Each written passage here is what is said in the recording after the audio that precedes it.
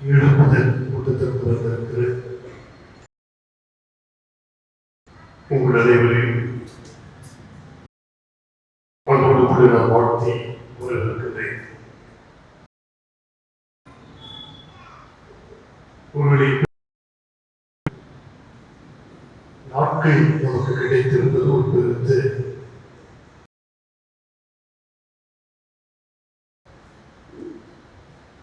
ஒருவரை அண்ணன் ராபின்சன் அவர்களோடு கூட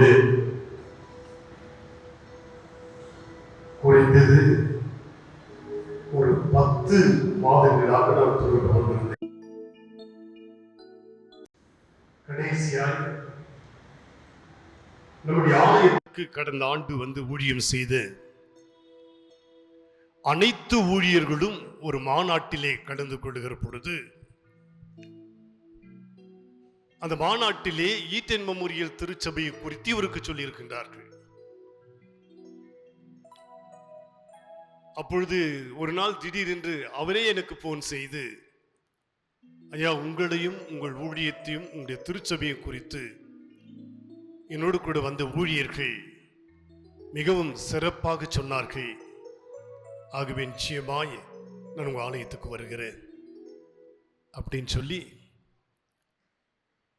நாம கேட்கின்ற தேதியிலே அவர் கிடைக்கவில்லை என்று சொன்னாலும் இந்த தேதியை அவரே எனக்கு நியமித்துக் கொடுத்தார்.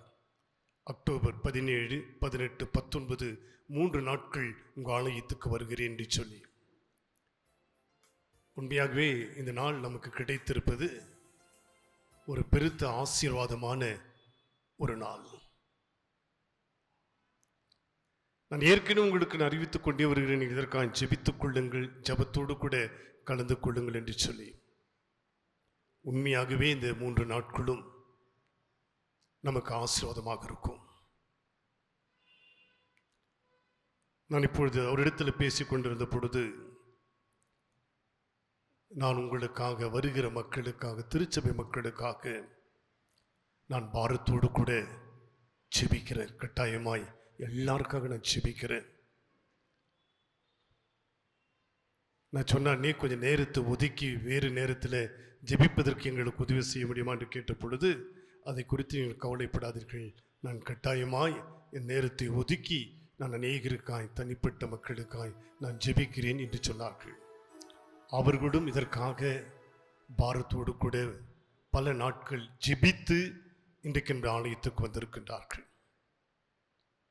ஆகவே ஜபத்தோடு கூட அநேகர் அவருடைய வார்த்தையை கேட்க நீங்க வந்திருக்கிறீர்கள். இன்னைக்கு சாயங்காலம், நாளைக்கு சாயங்காலம் அவர் நம்மோடு கூட அவனுடைய வார்த்தை சொல்ல இருக்கின்றார்கள். ஞாயிற்றுக்கிழமை காலை ஆராதனையில நம்மோடு கூட செய்தியை கொடுக்க இருக்கின்றார்கள்.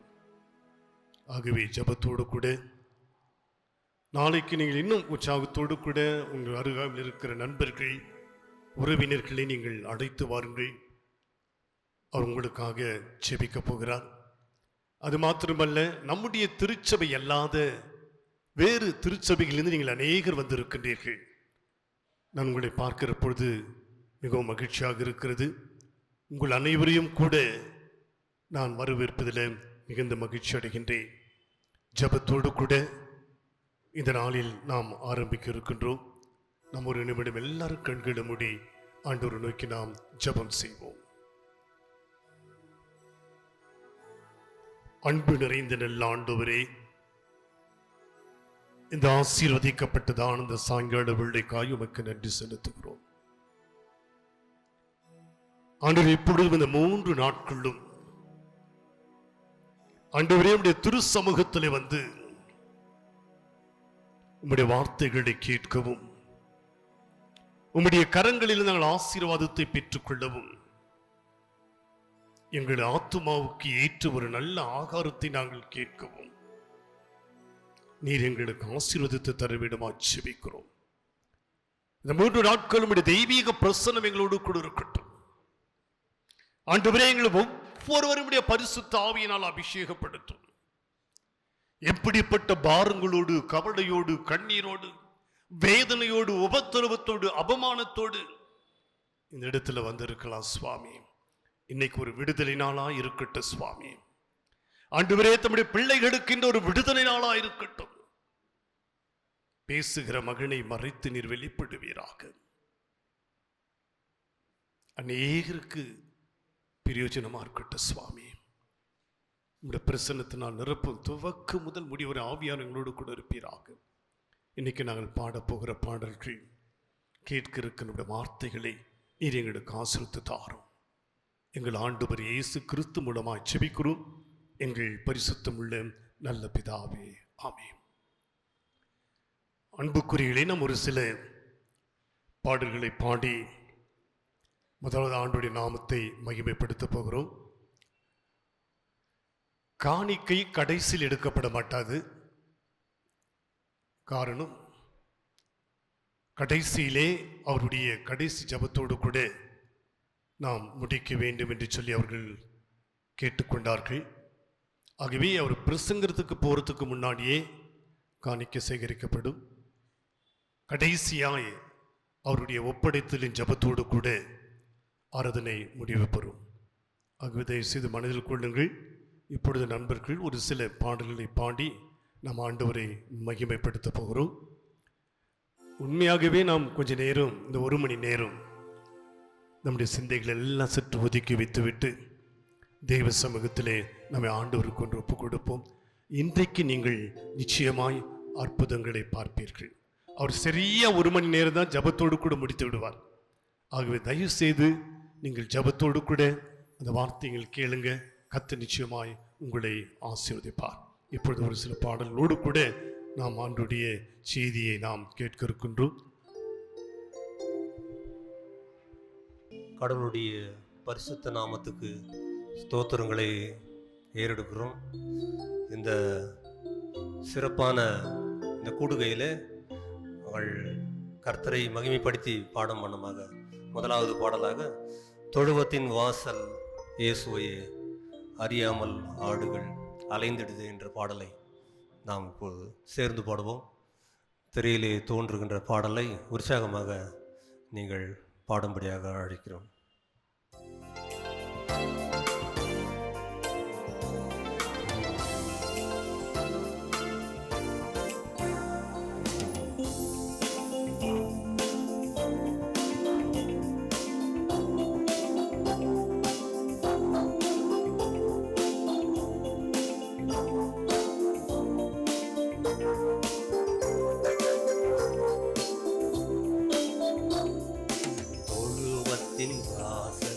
இயேசுவையே அறியாமல் ஆடுகள் அலைந்திடுதே.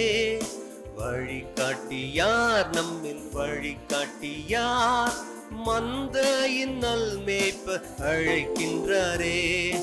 வழிகாட்டியார் நம்மில் வழிகாட்டியார், மந்தையில் நல்மேய்ப்ப அழைக்கின்றாரே. ஜீவவாசலை நாம் சுற்றி காட்டுவோம், ஜீவ வார்த்தையை நாம் தேசம் கொடுப்போம். சேர்ந்து பாடுவோம். ஜீவ வாசலை நாம் சுட்டி காட்டுவோம், ஜீவ வார்த்தையை நாம் தேசம் கொடுப்போம். உள்ளும் புறமும் மேய்ச்சல் கண்டோரே, உள்ளம் புறமும் கூட்டம் கண்டீரா. கள்ளர் கயவரும் நெருங்குகின்றார், கதறிய மந்தையும் சிதறுது. சேர்ந்து பாடுவோம்.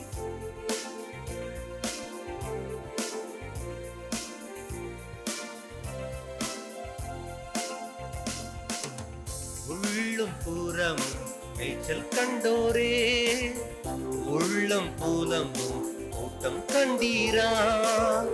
உள்ளும் புறமும் மேய்ச்சல் கண்டோரே, உள்ளம் புலமும் கூட்டம் கண்டீரா. கள்ளர் காயவரும் நெருங்குகின்றார், கதறிய மந்தையும் சிதறிடுதே. கள்ளர் காயவரும் நெருங்குகின்றார், கதறிய மந்தை சிதறிடுதே. ஜீவவாசலை நாம் சுட்டி காட்டுவோம், ஜீவ வார்த்தையை நம் தேசம் கொடுப்போம். மறுபடியும் ஜீவவாசலை நாம் சுட்டி காட்டுவோம், ஜீவ வார்த்தையை நம் தேசம் கொடுப்போம்.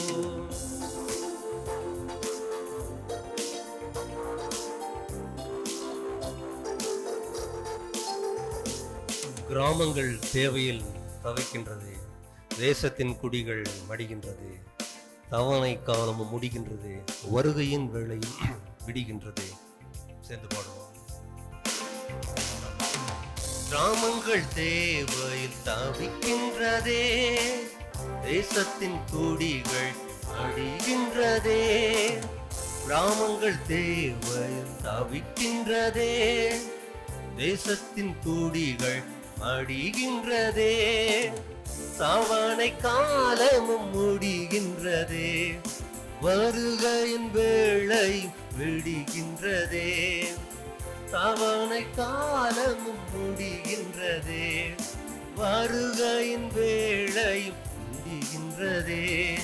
ஜீவ வாசலை நாம் சுட்டி காட்டுவோம், ஜீவ வார்த்தையை நம் தேசம் கொடுப்போம். ஜீவ வாசலை நாம் சுட்டி காட்டுவோம், ஜீவ வார்த்தையை நம் தேசம் கொடுப்போம். தொழுவத்தின் வாசல் இயேசுவையே, அறியாமல் ஆடுகள் அலைந்திடுதே. வழிகாட்டியார் நம்மில் வழிகாட்டியார், மந்தையின் நல்மேய்ப்பர் அழைக்கின்றாரே. வழிகாட்டியார் நம்மில் வழிகாட்டியார், மந்தையின் நல்மேய்ப்பர் அழைக்கின்றாரே. ஜீவ வாசலை நாம் சுட்டி காட்டுவோம், ஜீவ வார்த்தையை நம் தேசம் கொடுப்போம். ஜீவ வாசலை நாம் சுட்டி காட்டுவோம், ஜீவ வார்த்தையை நம் தேசம் கொடுப்போம்.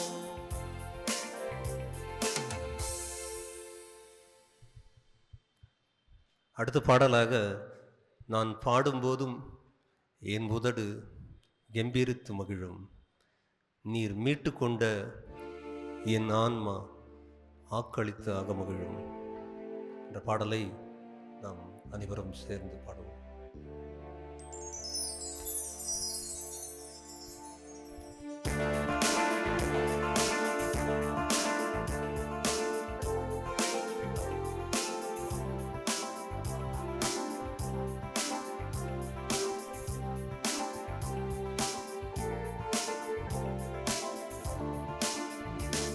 நான் பாடும்போது என் உதடு கம்பீரித்து மகிழும், நீர் மீட்டு கொண்ட என் ஆன்மா ஆக்களித்து அகமகிழும்.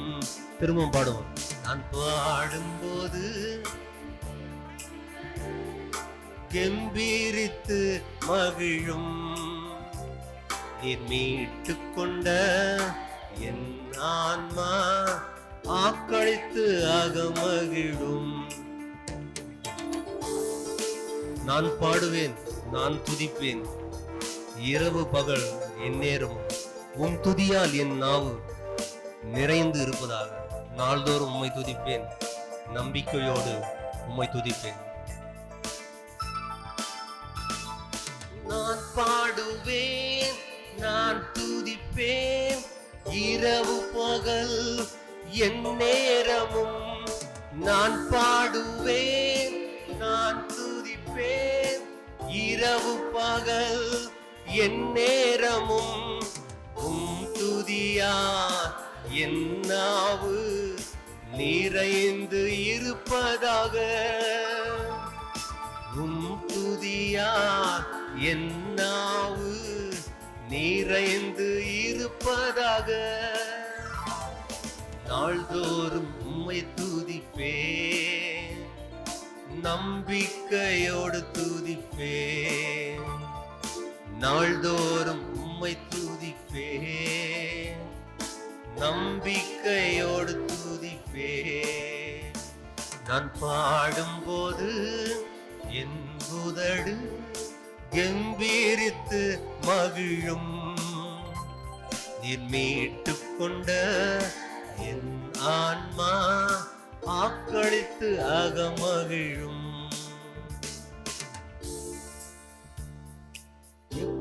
எப்பொழுதும் நான் தேடும் கண்மலை நீர்தானே, புகழிடமும் காப்பகமும் எல்லாம் நீர்தானே. நாள்தோறும் உம்மை துதிப்பேன், நம்பிக்கையோடு உம்மை துதிப்பேன்.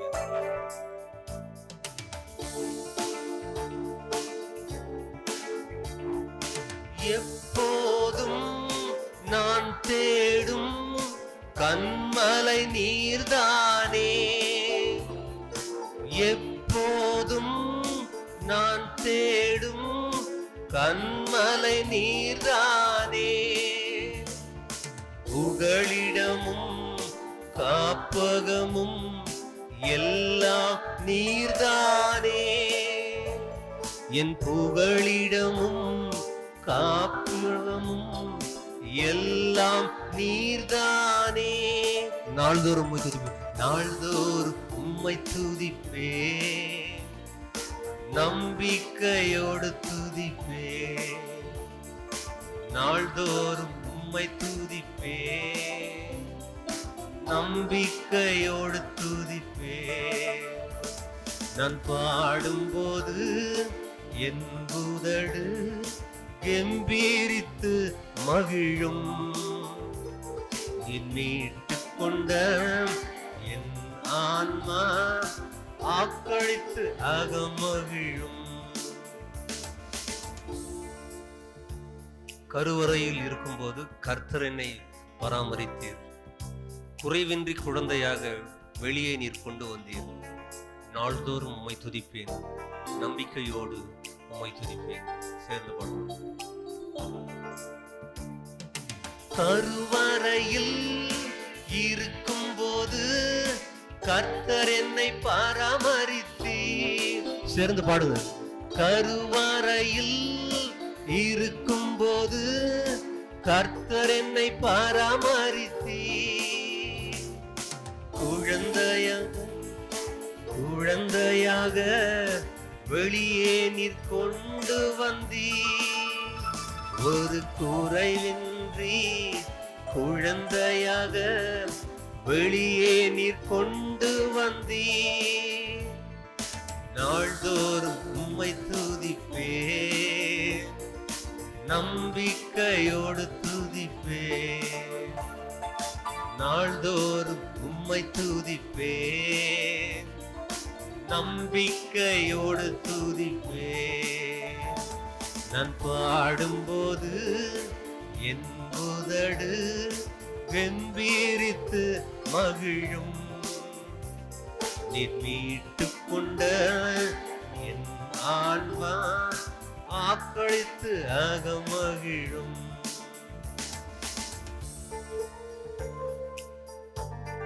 அன்புக்குரியவர்களே, இந்த சிறப்பான நாளிலே ஆண்டவருடைய வார்த்தையை கேட்கும்படியாய் வந்திருக்கிற உங்கள் அனைவரையும் ஆண்டவராகிய இயேசு கிறிஸ்துவின் திருப்பெயராலே அன்போடு கூட வாழ்த்தி வரவேற்கின்றேன். நீங்க நீண்ட நாட்களாக அண்ணன் ராபின்சன் அவர்களை அழைத்து நம்முடைய ஆலயத்திலே அவருடைய செய்தியை கேட்க வேண்டும் என்று சொல்லி நீங்கள் ஜெபித்து வந்தீர்கள். கர்த்தருடைய பெரிதான கிருபையினால இன்றைக்கு அவர் நம்மோடு கூட ஆண்டவருடைய வார்த்தையை சொல்லும்படியாக கடந்து வந்திருக்கின்றார்கள். இப்பொழுது சமீப காலமாக யூடியூப் பார்க்கிற நண்பர்களுக்கும் இரவு நேரத்திலே அண்ணன் அவர்கள் நடத்துகிற அந்த ஜபத்தில் நீங்கள் கேட்டிருப்பீர்கள். மீண்டும் இந்திய தேசத்துல ஒரு மிகப்பெரிய எழுப்புதலை உருவாக்க வேண்டும் என்று சொல்லி எழுப்புதலுக்காக அவர்கள் பாரத்தோடு கூட செபித்துக் கொண்டு வருகின்றார்கள். நான் அடிக்கடி என்னுடைய செய்தி உங்களோடு கூட சொல்லுவேன்.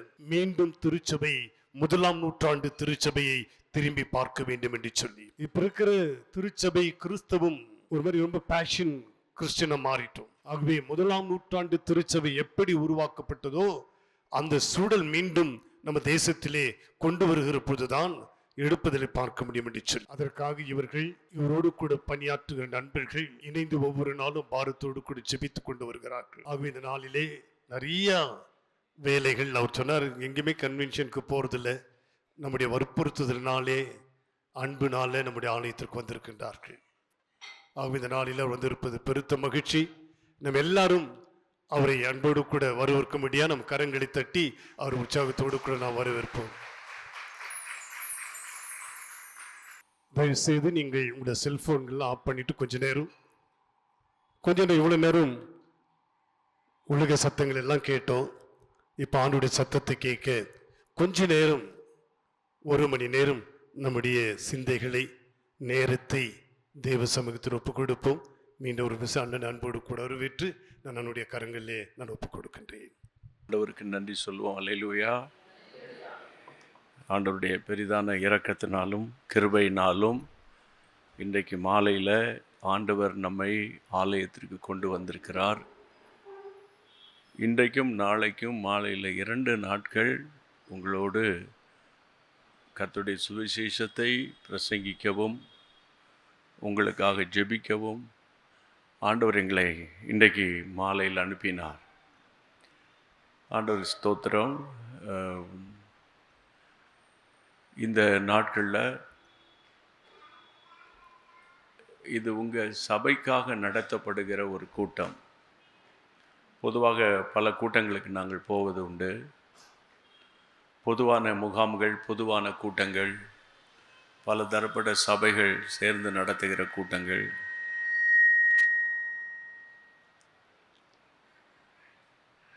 ஆனால் இந்த நாட்களில் உங்கள் சபைக்காக மட்டும் இந்த பிரத்யேகமாக இந்த கூட்டங்களை உங்கள் போதகர் ஒழுங்கு செய்திருக்கிறார்கள். ஆக்சுவலி எங்களுக்கு பல அலுவல்கள், வேலைகள், இதன் மத்தியில் உங்கள் மத்தியில் வருவதற்கு சில காரியங்களெல்லாம் ஒழுங்குபடுத்தி வைத்துவிட்டு தான் உங்கள் மத்தியில் வருவதற்கு கர்த்தர் உதவி செய்தார். இந்த 2 நாட்கள் உங்களுக்காக கூட்டம் ஒழுங்கு செய்யப்பட்டிருக்கிறது. அதனால் நீங்கள் இந்த கூட்டத்துக்கு வரணும்னு உங்களை அன்போடு கூட நாங்கள் எதிர்பார்த்தோம். நீங்கள் வந்திருக்கிறீங்க.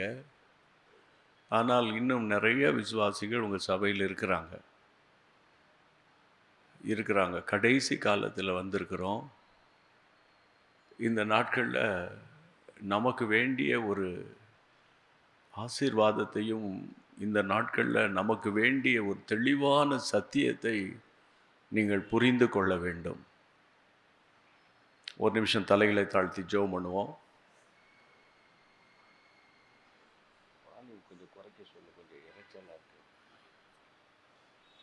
தலைகளை தாழ்த்தி கண்களை மூடி இந்த நாட்களில் ஆண்டவரே, எங்களை நீர் அழைத்தவர் உண்மை உள்ளவர், ஆண்டவரே. நாங்கள் இந்த நாட்களில் உம்மை தேடி வந்திருக்கிறோம் ஆண்டவரே. எங்களுக்கு இன்னது தேவை என்பதை எங்கள் பரமபிதா அறிந்திருக்கிறீர் ஆண்டவரே. வால்யூம் குறைக்க சொல்ல.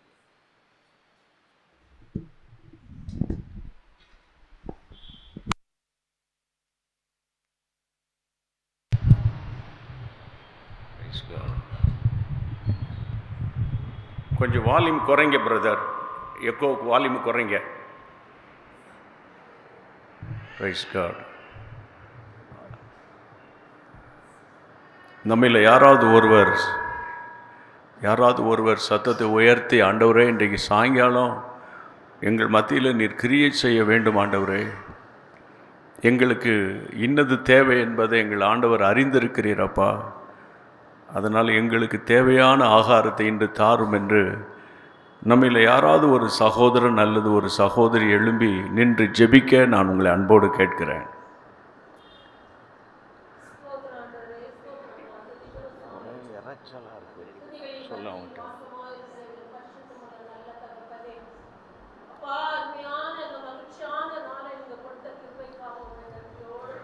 ஸ்தோத்தரிக்கிறோம் ஆண்டவரே. இணைந்து ஜெபம் பண்ணுங்க.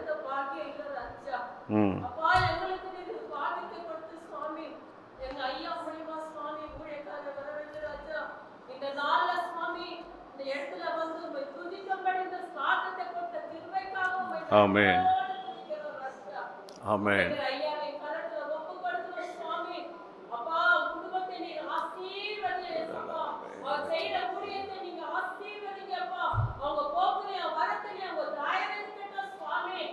எந்த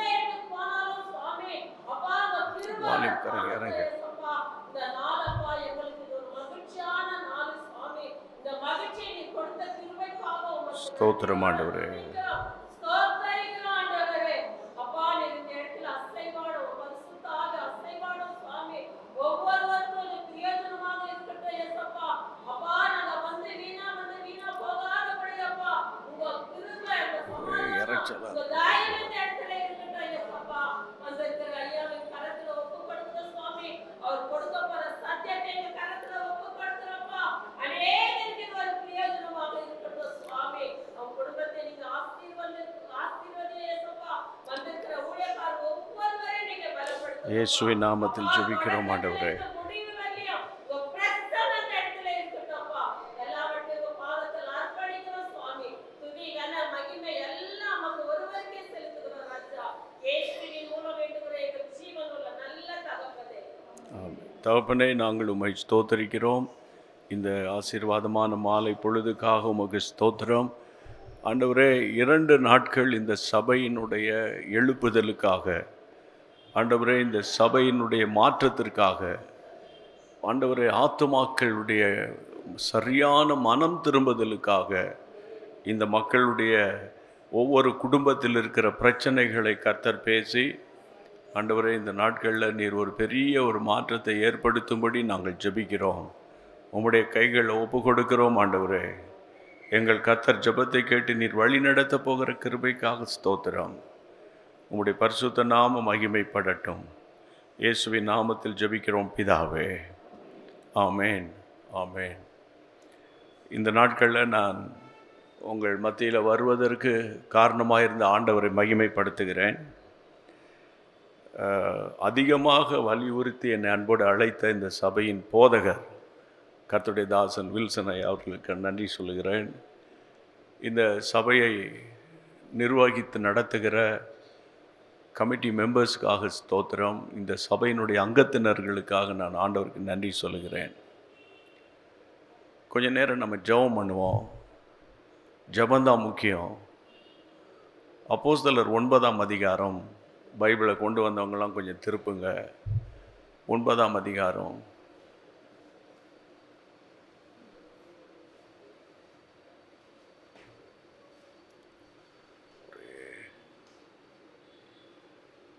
முப்பத்தி 1ஆம் வசனத்தை யாராவது ஒருவர் சத்தத்தை உயர்த்தி வாசிப்பீங்களா? அப்பொழுது யூதேயா, கலிலேயா, ம். சமாரியா நாடுகளிலெங்கும் ம். சபைகள் சமாதானம் பெற்று பக்தி விருத்தி அடைந்து கர்த்தருக்கு பயப்படுகிற பயத்தோடும் பரிசுத்த ஆவியின் ஆறுதலோடும் நடந்து பெருகின. நம்முடைய சபையில் என்ன இருக்கணும் என்பதை நான் இன்றைக்கு உங்களோடு கூட சொல்லி ஜெபிக்க விரும்புகிறேன். நம்ம எல்லோரும் ஒரே குடும்பமாக இருக்கிறோம். ஒவ்வொரு வித்தியாசமான வீடுகளில் நீங்கள் வசிக்கிறீர்கள். நமக்காக ஆண்டவர் இந்த இடத்தை அருமையான தாயார் மூலமாய் ஒழுங்கு செய்து பல வருஷத்துக்கு முன்பு இந்த இடத்தை வாங்கி இந்த இடத்தில் அழகான ஆலயத்தை கட்டுவதற்கு கர்த்தர் உதவி செய்தார். இப்பொழுது இந்த அளவுக்கு இந்த ஆலயம் வளர்ந்திருக்கிறது. ஆனாலும் கர்த்தருடைய பிள்ளையே, சபையில் எப்படி இருக்கணும்? சபைனா என்ன? சபை விசுவாசிகள் எப்படி இருக்கணும்? பைபிளை என்ன சொல்லியிருக்கு? நம்ம எப்படி இருக்கிறோம் என்பதை தான் நம்ம முதலாவது அறிந்து கொள்ளணும். எல்லாரும் சேர்ந்து சத்தத்தை உயர்த்தி வாசிங்க. உங்கள் பைபிளை பார்த்து 31ஆம் வசனத்தை எல்லாரும் சேர்ந்து வாசிங்க.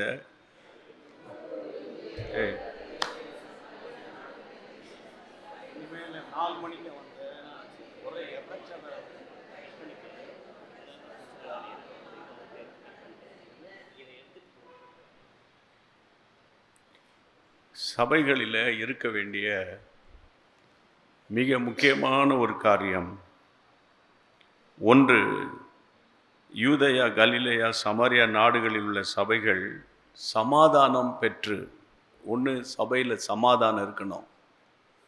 2வது சபையில் பக்தி விருத்தி உண்டாகணும்.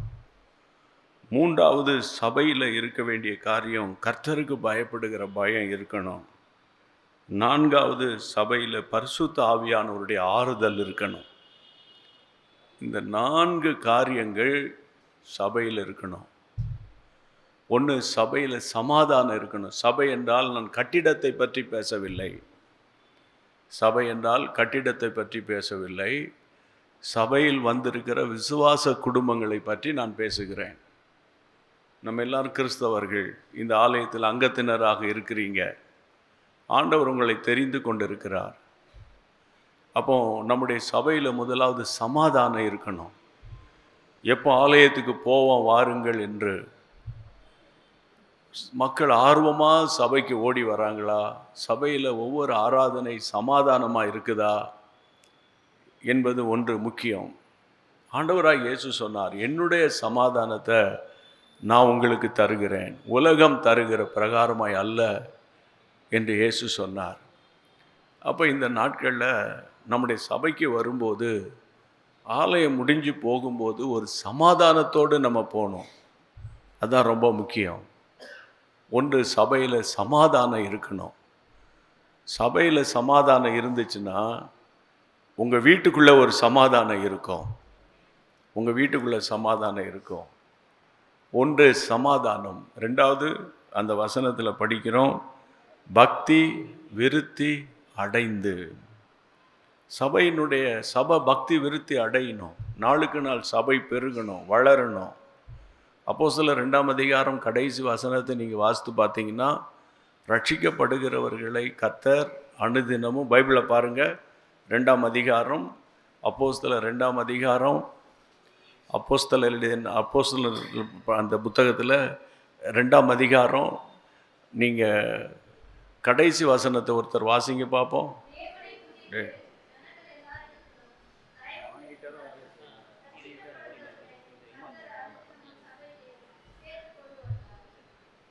Praise God.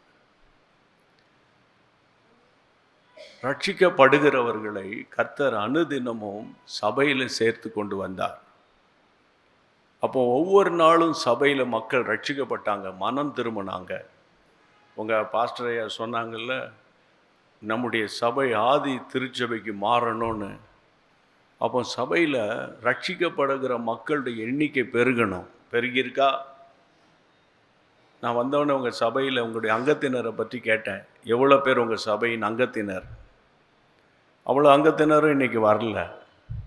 எல்லோரும் எப்போ வருவாங்கன்னா, ஞாயிற்றுக்கிழமை காலையில் வருவாங்க. ஞாயிற்றுக்கிழமை காலையில் தான் வருவாங்க. வந்து கொஞ்ச நேரம் அப்படி உட்காந்துட்டு போயிடுவாங்க. ஒரு பயம் இல்லாமல், ஒரு பக்தி இல்லாமல், ஜெபம் இல்லாமல், அப்படிப்பட்ட குடும்பங்களுக்குள்ளே தரித்திரம் இருக்கும். அப்படிப்பட்ட குடும்பங்களுக்குள்ளே பண கஷ்டம் இருந்துக்கிட்டே இருக்கும்.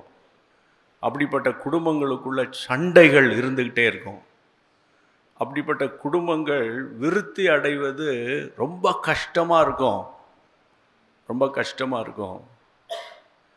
அப்போது சபையில் பக்தி விருத்தி அடையணும். ஒன்று பக்தி, ரெண்டாவது விருத்தி, மூணாவது வைராக்கியம், பக்தி வைராக்கியம். சபையில் 3 விதமான ஜபங்கள் இருக்கணும். ஒன்று அதிகாலை ஜபம். சபையில் இருக்க வேண்டிய முதல் ஜபம் அதிகாலை ஜபம், 5:30 மணி ஜபம். ரெண்டாவது உபவாச ஜபம், சபையில் உபவாச ஜபம். மூன்றாவது சபையில் இருக்க வேண்டிய ஜபம் என்னென்னா இரவு ஜபம். உங்கள் சபையில் இதெல்லாம் இருக்கா இல்லையான்னு எனக்கு தெரில. இருந்தால் கர்த்தருக்கு தோத்திரம். அதிகாலை ஜபம் இருக்கா? இல்லை, எல்லாம் தமிழ் தானே, கன்னடமா? எல்லாமே தமிழ் தான் போல். அதிகாலை ஜபம் இருக்கா? கீபோர்டு வாசிக்கிற தம்பி இருக்கா? இருக்கா? தெரியலையா உங்களுக்கு? நீங்கள் வேறு சபையா? இல்லை, அதிகாலை ஜபம் இருக்கா இல்லையா? அவ்வளோதான். இல்லை, உங்கள் சபையில் இல்லைன்னு எனக்கு தெரியுமா? தெரியாது. ஒரு சபையில் இருக்க வேண்டிய காரியம் அதிகாலை ஜபம். எல்லாரும் ஒரு 2-3 கிலோமீட்டர் தொலைவில் இருக்கிறவங்க வந்தால் கூட ஒரு 50 பேர் வந்துடுவாங்க.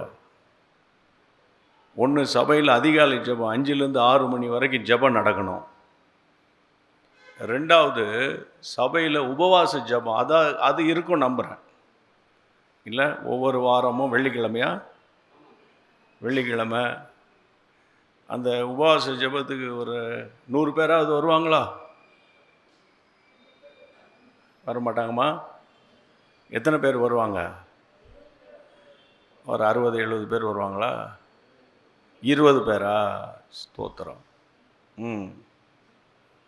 அப்புறம் 3வது இரவு ஜெபம் இருக்கா? உங்களுக்கு எதுக்கு இந்த கட்டடம்? இல்லை, உங்களுக்கு எதுக்கு இந்த கட்டடம்? உங்களுக்கு எதுக்கு ஒரு கன்வென்ஷனு?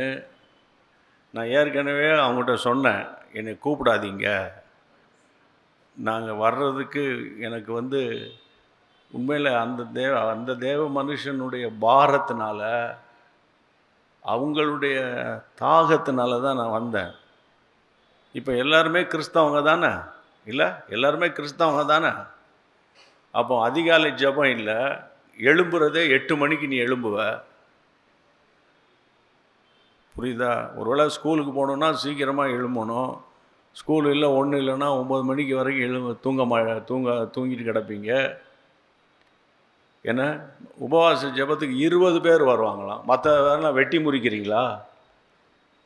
அப்போ இங்கே கர்த்தருக்கு பயப்படுகிற பயமே இங்கே இல்லை. கர்த்தருக்கு பயப்படுகிற பயம் இங்கே இல்லை, சபையில் இல்லை. சபை சமாதானம் பெற்று, 2வது பக்தி விருத்தி அடைந்து. எப்படி பக்தி விருத்தி அடையும்? ஜெப ஜீவியம் இருக்கணும். சபையில் ஜெப ஜீவியம் இருக்கணும். சபையில் பார்த்தீங்கன்னா ஜெபம் இல்லை, அதிகாலை ஜெபமே இல்லை. உங்கள் பாஸ்டர் ஆயத்தமாக இருப்பாங்க, அதிகாலை ஜெபம் நடத்துறதுக்கு ஆயத்தமாக இருப்பீங்களா நீங்கள்? அவங்க இருப்பாங்க, அதுக்குன்னே தானே ஒப்பு கொடுத்து வந்திருக்கிறாங்க. உங்களுக்கு என்ன தடை? அதிகாலை ஜெபத்துக்கு வருவதுக்கு உங்களுக்கு என்ன தடை? குளிரா? மழையா? நான் இன்றைக்கு உங்களுக்கு என்ன சொல்கிறேன்னு கேட்டால், தென்கொரியா நாட்டுக்கு 2 முறை போயிருக்கேன். தென்கொரியா நாட்டுக்கு 2 முறை போயிருக்கேன். -2, -3 அந்த மாதிரி நம்ம நாட்டில் கிடையாது. அந்த அளவுக்கு சீதோஷ சூழ்நிலை இதெல்லாம் நம்ம நாட்டில் 23, 22 இப்படி இருக்கும். நைட்டில் வேணால் பெங்களூரில் ஒரு 19 போகலாம், அவ்வளோதான். அங்கே -2, -3ல் அதிகாலை 5 மணிக்கு 4 மணிக்கு 5000 மக்கள் கூடுறாங்க. எங்கள் தமிழ்நாட்டில் எத்தனை சபைகள் அதிகாலை ஜெபம் இருக்குது? அதனால தான் தமிழ்நாட்டிலேருந்து வரக்கூடிய பிரசங்கர்லாம் ஒரு வித்தியாசமாக தான் இருப்பாங்க. நான் சொல்கிறதுக்காக கோவப்படாதீங்க, கோவப்பட்டால் கூட எனக்கு என்ன வந்தது? அப்போ இந்த நாட்களில் அதிகாலை ஜெபம் சபையில் இருக்கணும். அதுக்கு பேர் தான் சபை. 2வது உபவாச ஜெபம் நடத்தணும். அந்த உபவாச ஜெபத்துக்கு அட்லீஸ்ட் ஒரு 100 பேராவது வரணும். உபவாச ஜெபத்தில் தாகம் இல்லை உங்களுக்கு. உங்கள் பாஸ்டர் சொல்லி இனிமேல் நமக்கு எதுக்கு, இருக்கிற வரைக்கும் வேலையை செஞ்சுட்டு நான் போயிட்டே இருப்பேங்கிற ஒரு சூழ்நிலையில் அவங்க வந்திருப்பாங்க. அதனால் 3வது இரவு ஜெபம். இரவு ஜெபம் பாருங்கள், இந்த தீபாவளிக்கு மக்கள் அங்கேயும் இங்கேயும் சுற்றிட்டு திரியிறாங்க. அப்போ நீங்கள் கிறிஸ்மஸுக்கு சுற்றிட்டு தெரிவிங்க, கடையாக சுற்றிட்டு தெரிவிங்க. அவ்வளோ பணமும் வேஸ்ட்டு. நீங்கள் துணிமணி வாங்குறதெல்லாம் வேஸ்ட்டு. அது ஏசப்பாவுக்கு பிடிக்காது. அதனால் இந்த நாட்களில் இந்த 3 ஜெபத்தில் ஒரு எழுப்புதல் வரணும். ஆமென். அப்போ இந்த நாட்களில் நீங்கள் ஆயத்தமாக இருப்பீங்கன்னு எனக்கு தெரியும். ஏதோ ஒரு மந்த புத்தி, ஏதோ ஒரு அதிகாலையில் எழும்ப முடியாதபடி ஒரு பிசாசு சோர்வை கொண்டு வருகிறான். அதனால் கர்த்தருடைய நாமத்தினால இன்றைக்கி டேட் 17ஆம் தேதி. 17ஆம் தேதி சரியா? வருகிற வாரத்திலிருந்து நீங்கள் ஆண்டவருக்கு பயப்படுகிற பிள்ளைகளாக இருந்தால் வருகிற வாரத்திலேருந்து அதிகாலை ஜெபம் தொடங்கணும். யார் ஆமைன்னு சொன்னீங்க? அதிகாலை ஜெபம் அதிகாலை 5லேருந்து 6 மணி வரைக்கும் 1 மணி நேரம் தான். ஏன்னா 6 மணிக்கு எல்லோரும் ஆஃபீஸ் போகணும், ஸ்கூலுக்கு போகணும் இருக்கும். அட்லீஸ்ட்டு ஒரு 5:30 to 6 ½ அன் ஹவர் ஆலய கதவுகள் திறந்து இருக்கணும். ஆண்டவர் அறியாத பிற மதத்து போய் பாருங்கள், 4 மணிக்கு மணி அடிச்சுக்கிட்டு இருக்கிறாங்க. நீங்கள் என்ன பண்ணுவீங்க 4 மணிக்கு? அப்போ இந்த நாட்களில் பாரத்தோடு சொல்கிறேன், ஏன் சபையில் எழுப்புதல் வரல? எழுப்புதல்னால் என்னென்னா உயிர் மீட்சி, இருதயத்தில் குத்தப்படுகிற காரியம். அப்போ நம்ம சபையில் பாருங்கள், அழகான கட்டடம். எத்தனையோ சபைக்கு கட்டடம் இல்லை. உங்களுக்கு நல்ல நாற்காலிகள், எத்தனையோ பேருக்கு நல்ல சேர்ஸ் இல்லை. வசதி உங்களுக்கு கர்த்தர் வசதியை கொடுத்துருக்குறாங்க. அந்த மிஷினரிகள்லாம் கஷ்டப்பட்டு ஏன் இந்த இடத்த வாங்கி உங்களுக்கு கொடுத்துட்டு போகணுன்னு என்ன இருக்குது? ஆண்டவர் உங்களை நேசிக்கிறார். அதனால் வருகிற வாரத்திலிருந்து நீங்கள் அதிகாலை ஜெபத்தை துவங்க வேண்டும் என்று இயேசுவின் நாமத்தினால அன்போடு கேட்குறேன். எத்தனை பேர் ஆசைப்படுறீங்க? அவ்வளோ பேர் ஆசைப்படுறீங்களா? அப்படிப்பட்டவங்களாம் எழுப்பி நில்லுங்க பார்ப்போம். நம்ம ஜெபம் பண்ணிடுவோம். எழுப்பி நின்று ஜெபம் பண்ணுவோம். அதிகாலை ஒரு 5 அல்லது 5:30, அது ஐயாவுடைய பொறுப்பு. ரொம்ப சந்தோஷம். நிறைய பேர் எழும்பி நிற்கிறத பார்க்கும்போது நான் ஆண்டவரை மகிமைப்படுத்துகிறேன், தேவனை ஸ்தோத்தரிக்கிறேன். கிட்டத்தட்ட எல்லாருமே எழும்பி நிற்கிறீங்க ஐயா, எல்லாருமே எழும்பி நிற்கிறாங்க ஐயா. அதனால் அவர் என்ன சிரிக்கிறாருன்னா, நீங்கள் சொல்கிறதுக்காக எழும்பி நிற்கிறாங்க, எத்தனை பேர் வருவாங்கன்னு எனக்கு தானே தெரியும் அப்படின்னு. ஆனால் பழைய கதையை பேச வேண்டாம். ஆண்டவர் ஒரு எழுப்புதலை உண்டாக்குவார். எல்லோரும் கைகளை உயர்த்துவோம், கைகளை உயர்த்துவோம். இயேசுவின் நாமத்தினால ஒப்பு கொடுத்து ஜெபம் பண்ணுவோம். ஒப்பு கொடுத்து, ஆண்டவரே, ஒவ்வொரு வருகிற வாரத்தில் வருகிற திங்கட்கிழமை கவர்மெண்ட் ஹாலிடே தான் இருக்கும். நம்ம காலை 5 மணிக்கு அளவிட்டால் ஐயா 5:30 ஐயா அனௌன்ஸ் பண்ணுவாங்க. இன்றைக்கி நான் கூட்டத்தின் முடிவில் அனௌன்ஸ் பண்ணுவாங்க. நம்ம பாரத்தோடு ஜெபிக்க போகிறோம். வாலிப தங்கச்சிமார்கள், வாலிப தம்பிமார்கள், தயவு செய்து நீங்கள் அந்த காலையில் எழும்பி பைக் எடுத்துகிட்டு ஓடி வரணும். ஓடி வந்து தேவ சமூகத்தில் நல்ல பாட்டு பாடி நல்ல ஸ்தோத்திரம் பண்ணி ஒரு 1/2 மணி நேரம் ஜெபம் பண்ணிட்டு போயிருங்க. நல்ல கைகளை உயர்த்துங்க. இயேசுவின் நாமத்தினால யாராவது ஒரு சகோதரன் ஜெபம் பண்ணுங்க. சுருக்கமாக, ஆண்டவரே, அதிகாலை ஜெபத்துக்கு எங்கள் சபையை ஆயத்தப்படுத்துங்கப்பான்னு ஒரு பிரதர் ஜெபம் பண்ணுவீங்களா? ஒரு பிரதர் ஜெபம் பண்ணுங்க. ஸ்தோத்திரம், ஸ்தோத்திரம். ஆமென். முதல்ல நீ காதலை மாட்டி செக் பண்ணணும்.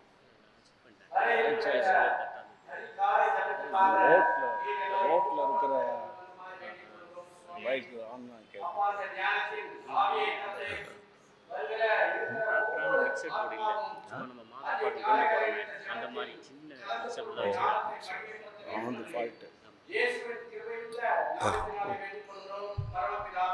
ஆமென், ஆமென். அதே போல் ஒரு சகோதரி ஜெபம் பண்ணிடுங்க. ஒரு சகோதரி, ஆண்டவரே, வருகிற திங்கட்கிழமையிலிருந்து எங்கள் சபையில் எழுப்புதல் ஆரம்பிக்க போகுதுப்பா. நாங்கள் ஒருமனப்படுறோம்ப்பா. எங்கள் வீட்டில் எல்லாம் பிரச்சனை இருக்கிறது நீர் உணர்த்துகிறீர். நிறைய வீடுகளில் கஷ்டங்கள் இருக்கிறதை உணர்த்துகிறீர். அதனால் காலையில் எழும்பி நாங்கள் ப்ரஷ் பண்ணிவிட்டு ஒரு டீ குடிச்சிட்டு ஓடி வந்து உங்களுடைய பாதத்தில் ஒரு 1/2 மணி நேரமாவது ஜெபிக்க எங்களுக்கு உதவி செய்யணும் ஏசப்பா. ஒரு சிஸ்டர் ஜெபம் பண்ணுங்க, டக்குன்னு ஜெபம் பண்ணுங்க. இது ஒரு ஜெபம் பண்ணாத ஒரு அம்மா ஜெபம் பண்ணுங்க, சத்தமாக ஜெபம் பண்ணுங்க.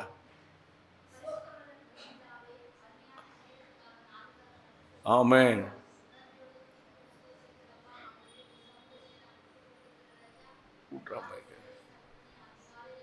ஆமென்.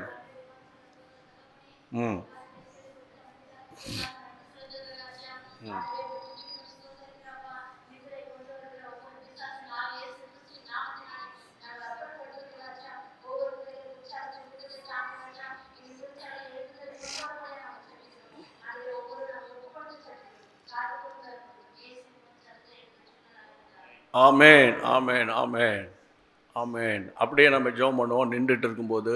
அடுத்தது நைட் ப்ரேயர். நாங்கள் நைட் ப்ரேயர் நடத்துகிறோம். உங்களில் சிலருக்கு தெரியும் நம்புகிறேன். இப்போ வர சண்டே காலையில் நாங்கள் போயிடுவோம். காலையில் ஆராதனை முடித்தோன்னு போயிடுவோம். நைட் ப்ரேயர் நடத்துவோம். 282வது வாரம் நடத்த போகிறோம்.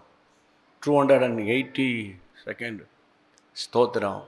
வருகிற கர்த்தருடைய நாமத்தினால கர்த்தருடைய பிள்ளைகளை இந்த மாதமோ அல்லது அடுத்த மாதத்திலிருந்து ஜெபம் பண்ணி பாஸ்டரையா மாதத்துக்கு ஒரு நைட் ப்ரேயர் நடத்த போகிறாங்க. கையை வைத்து அலையிலையா சொல்லிடுங்க. ஆமென்.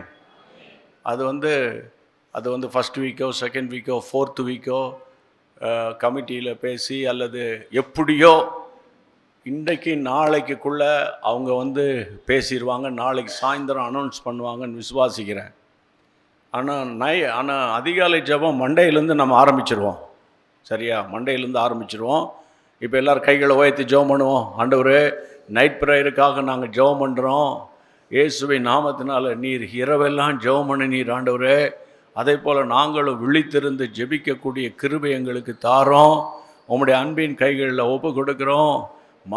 மாதத்திற்கு ஒரே ஒரு நாள் ஆண்டவரே நாங்கள் ஆண்டவர் அட்லீஸ்ட் ஒரு 2 மணி வரைக்குமாவது அல்லது ஒரு 3 மணி வரைக்குமாவது ஜெபிக்க எங்களுக்கு நீர் உதவி செய்யும்படி வேண்டிக் கொள்கிறோம். ஆண்டவரே, ஒரு எழுப்புதலை நீர் ஊற்றப் போகிறீர். அதை நினைத்து நாங்கள் உமக்கு நன்றி சொல்லுகிறோம். உம்முடைய பரிசுத்த நாமம் மகிமைப்படட்டும். இயேசுவின் நாமத்தில் ஜெபிக்கிறோம் பிதாவே, ஆமேன். யாராவது ஒரு சிஸ்டர் ஜெபம் பண்ணுங்க, அல்லது ஒரு பிரதர் ஜெபம் பண்ணுங்க. நைட் ப்ரேயருக்காக ஜெபம் பண்ணுங்க பார்ப்போம், குயிக்கா.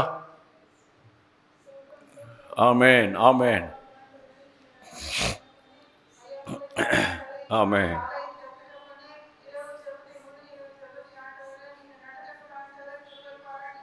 ஆமேன்,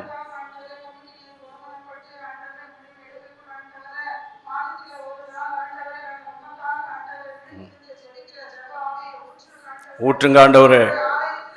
ஆமேன், ஆமேன்,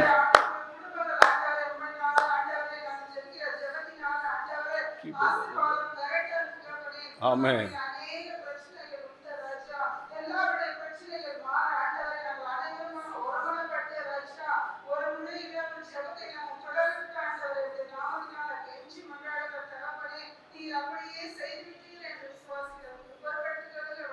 ஆமேன், ஆமேன். கரங்களை தட்டி கர்த்தரை ஸ்தோத்திரம் பண்ணிருங்க. ஸ்தோத்திரம், ஸ்தோத்திரம், ஸ்தோத்திரம், ஸ்தோத்திரம். நன்றியால் துதிப்பாடு நம் இயேசுவை உள்ளத்தால் என்றும் பாடு. நன்றியால் துதிப்பாடு நம் இயேசுவை உள்ளத்தால் என்றும் பாடு. அல்லவர்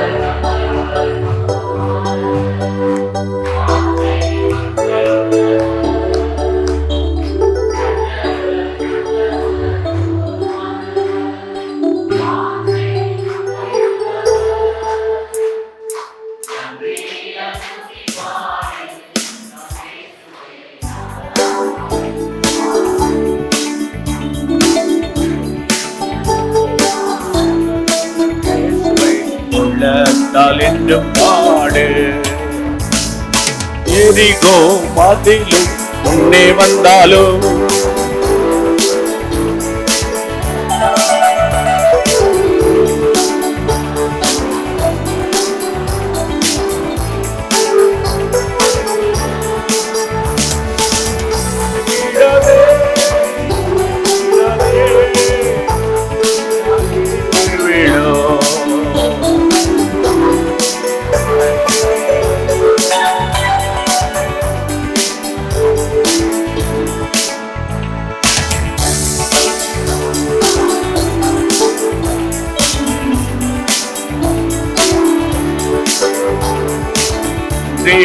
துதிப்பாடு நம் இயேசுவை உள்ளத்தால் என்றும் பாடு. அறிவும் ஆத்துமா ஆவியினாலும் சோர்ந்து போகும் வேளையெல்லாம்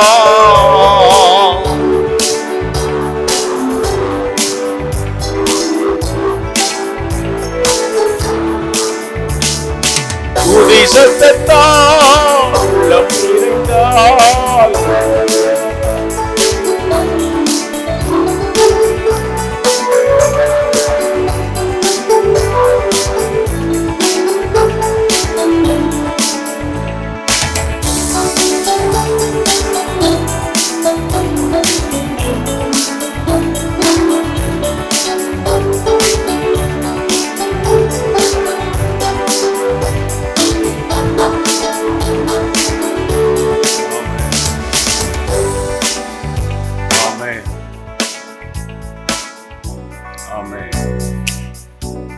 ஸ்தோத்திரம் ஆண்டவரே.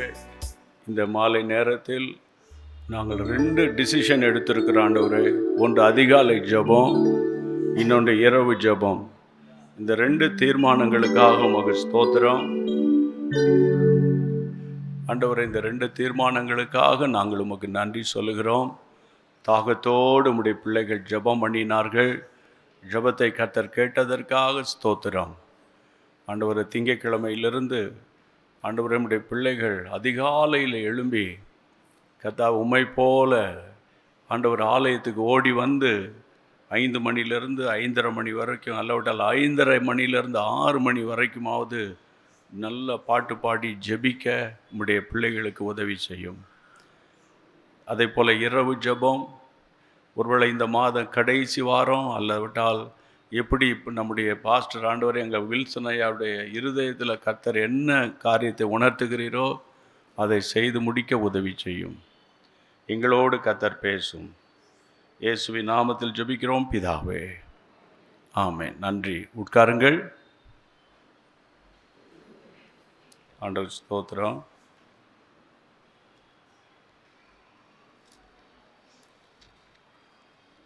இந்த நாட்களில் உங்கள் குடும்பத்திற்கு தேவையான ஒரு சத்தியத்தை நான் ஒரு 8 மணி ஒரு 8:30 வரைக்கும் நான் பேசிட்டு நான் மீதி நாளைக்கு நம்ம தொடர்ந்து பேசலாம்.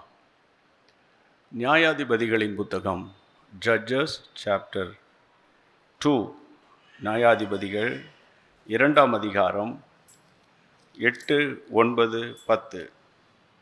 Judges chapter 2 verse from 8, 9 and 10. நூனின் குமாரனாகிய யோசுவா என்னும் கர்த்தரின் ஊழியக்காரர் 110 வயதுள்ளவனாய் மரணமடைந்தார். அவனை இஸ்ராயேலின் மலைதேசத்திலுள்ள காயாஸ் மலைக்கு வடக்கே இருக்கிற அவருடைய சுதந்திரத்தின் எல்லையாகிய திம்னாத்-ஏரேசிலே அடக்கப்படுகிறார்கள்.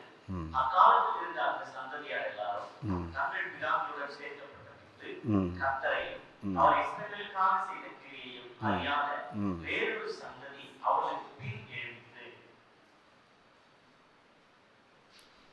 அப்பொழுது இஸ்ரவேல் போதும் கர்த்தருடைய பிள்ளைகளை, நான் இன்றைக்கு இப்போது இருக்கிற சந்ததியை பற்றி பேச போகிறேன், ஜெனரேஷனை பற்றி பேச போகிறேன். இன்றைக்கி சபையில் இருக்கிற ஒரு பெரிய சவால், குடும்பத்தில் இருக்கிற கணவன் மனைவிக்கு இருக்கிற ஒரு பயங்கரமான சவால் பிள்ளைகள் தான். பிள்ளைகள் தான் இன்றைக்கி பெரிய சவால், பெரிய பிரச்சனை. அந்த நாட்களிலெல்லாம் இப்படிப்பட்ட காரியங்களெல்லாம் பார்க்க முடியாது. இப்போ இந்த நாட்களில் எந்த பிள்ளையும் நீங்கள் திட்ட முடியாது, எந்த பிள்ளைகிட்டையும் கடிந்து பேச முடியாது. ஒரு தாயார் சொன்னாங்க, என்னுடைய மகள் 2வது வகுப்பு படிக்கிறாள். 2வது வகுப்புனா என்ன வயசு இருக்குமா? 7 வயசு இருக்கும். 7 வயசு உள்ள 2வது வகுப்பு படிக்கிற அவருடைய மகன் கூட இல்லை, மகள் செல்ஃபோனுக்கு அடிக்ஷன் ஆயிருக்கா. எப்போ பார்த்தாலும் செல்ஃபோனும் கையுமாகவே இருக்கிறா. அவங்க எவ்வளவோ சொல்லி பார்த்தாலும் அவள்கிட்ட இருக்கிற அந்த செல்ஃபோனை எடுக்கவோ பிடுங்கவோ அவங்களால முடியாமல் வந்து எங்ககிட்ட சொல்கிறாங்க, எங்களால் எவ்வளவோ கண்ட்ரோல் பண்ணி பார்க்குறோம், முடிய மாட்டேங்குது. என் பிள்ளைகள் அது என் மகன் 2ஆம் கிளாஸ் படிக்கிறவளை திருத்த முடியல. அப்போ 2ஆம் கிளாஸ் படிக்கிறவளை திருத்த முடியலன்னா 10th ஸ்டாண்டர்ட் படிக்கிற ஆளுக்கு என்ன நிலமை? 7வது வகுப்பு படிக்கிற பிள்ளைகளுடைய நிலைமை என்ன? இன்றைக்கி நீங்கள் இதை புரிஞ்சுக்கிடணும். உடனே நீங்கள் எங்கள் அப்பா காலத்தில் நாங்கள் எப்படி இருந்தோம், எங்கள் அப்பா எங்களை எப்படி படிக்க வச்சார், எங்கள் தாத்தா எப்படி வாழ்ந்தார், இந்த தாத்தா அம்மாவுக்கு அதெல்லாம் விட்டுருங்க. இப்போ இந்த காலத்தில் உங்கள் பிள்ளைகளை நீங்கள் எப்படி வளர்க்கணும்? ஏன் பிள்ளைகள் இப்படி கீழ்ப்படியாமல் இருக்குது? நம்ம கிறிஸ்தவ மார்க்கத்தில் தான் இது ரொம்ப மோசமாக இருக்குது. இயேசுவை அறியாத பிற மதத்தில் கூட இருக்கிற ஒரு பயம், ஒரு பெற்றோர் மேலே இருக்கிற நடுக்கம் இன்றைக்கி கிறிஸ்தவ மார்க்கத்தில் இல்லை. நான் சொல்வதை நீங்கள் தயவு செய்து புரிந்து கொள்வீங்கன்னு நான் விசுவாசிக்கிறேன். இப்போது முன்ன மாதிரி இல்லை. இப்போ எல்லாமே சோஷியல் மீடியாவில் டக்குன்னு மெசேஜஸ் வந்துக்கிட்டே இருக்குது. ஒரு 3 நாளைக்கு முன்னால் நம்ம தமிழ்நாட்டில் ஒரு 11 வயசு ஒரு பையன் தாய் அவன்கிட்ட கேட்குறான், ஏன் நீ ஒழுங்காக ஹோம்ஒர்க் செய்யலை, அதனால தானே டீச்சர் வந்து உன்னைய திட்டுறாங்க, ஏன் நீ ஹோம்ஒர்க் செய்ய மாட்டேங்க அப்படின்னு அம்மா அந்த தம்பியை கொஞ்சம் சத்தம் போட்டிருக்காங்க. இவன் என்ன பண்ணிட்டான், உடனே வீட்டை விட்டு ஓடிட்டான். ஆமாம், எத்தனை வயசு சொன்னேன்? 11 இயர்ஸ். அவனுக்கு ஒரு ஃப்ரெண்டு இருக்கானா, அவனுக்கு 7 வயசு. இவனுக்கு 2 பேரும் சேர்ந்து கேரளாவுக்கு ஓடிடலாம் அப்படின்னு காரைக்கால் பாண்டிச்சேரி பக்கத்தில் இருக்குது, அங்கே நடந்த சம்பவம். காரைக்காலில் போய் ரயில்வே ஸ்டேஷனில் திருன்னு முழிச்சிட்டு இருந்திருக்கானுங்க. கேரளா எக்ஸ்பிரஸ் வரும்னு சொல்லி பார்த்துருக்கானுங்க போல். ட்ரெயினில் ஏறி நம்ம கேரளாவுக்கு போயிடலாம் அப்படின்னு இந்த பையனுங்க பேசிக்கிட்டு அங்கங்கே நடந்துக்கிட்டு, அங்கே இருக்கிற போலீஸ், ரயில்வே ஸ்டேஷனில் இருக்கிற ரயில்வே போலீஸும் இவனுங்களை பார்க்கும்போது அவனுடைய பார்வை சரியில்லை, பேச்சு சரியில்லை. உடனே அவன் கூப்பிட்டு விசாரிக்கும்போது முன்னுக்கு பின் முரணாக பேசுகிறாங்க. உடனே போலீஸ் ஸ்டேஷனுக்கு கொண்டு போய் உட்கார வச்சு தரவாக விசாரித்தா, எங்கள் அம்மா திட்டாங்க, நாங்கள் கேரளாவுக்கு ஓடிடலாம் அப்படின்னு பிளான் பண்ணி வந்தோன்னு. உடனே அவனோட விலாசத்தை கேட்டு அவங்களுக்கு ஃபோனை போட்டு அவங்கள வந்து அந்த அம்மா தேடிக்கிட்டு, நான் எங்கெங்கெல்லாம் போய் தேடிக்கிட்டு இருக்கிறேன் அப்படின்னு அந்த தாய் சத்தம் போட்டு அழுதுகிட்டு இருக்குது. தற்செயலாக இந்த போலீஸார் பார்க்காம விட்டுருந்தாங்கன்னா ட்ரெயினில் ஏறி இருப்பானுங்க. சமூக விரோதிகள் எங்கே பார்த்தாலும் இருக்கிறானுங்க. பிள்ளைகளை பிடிக்கிற ஆட்கள், பிள்ளைகள்கிட்ட அப்படிப்பட்ட ஆள்கிட்ட மாட்டினா அவ்வளவுதான், லைஃபே போயிடும். இவ்வளோ துணிகரம் எங்கேருந்து வருது?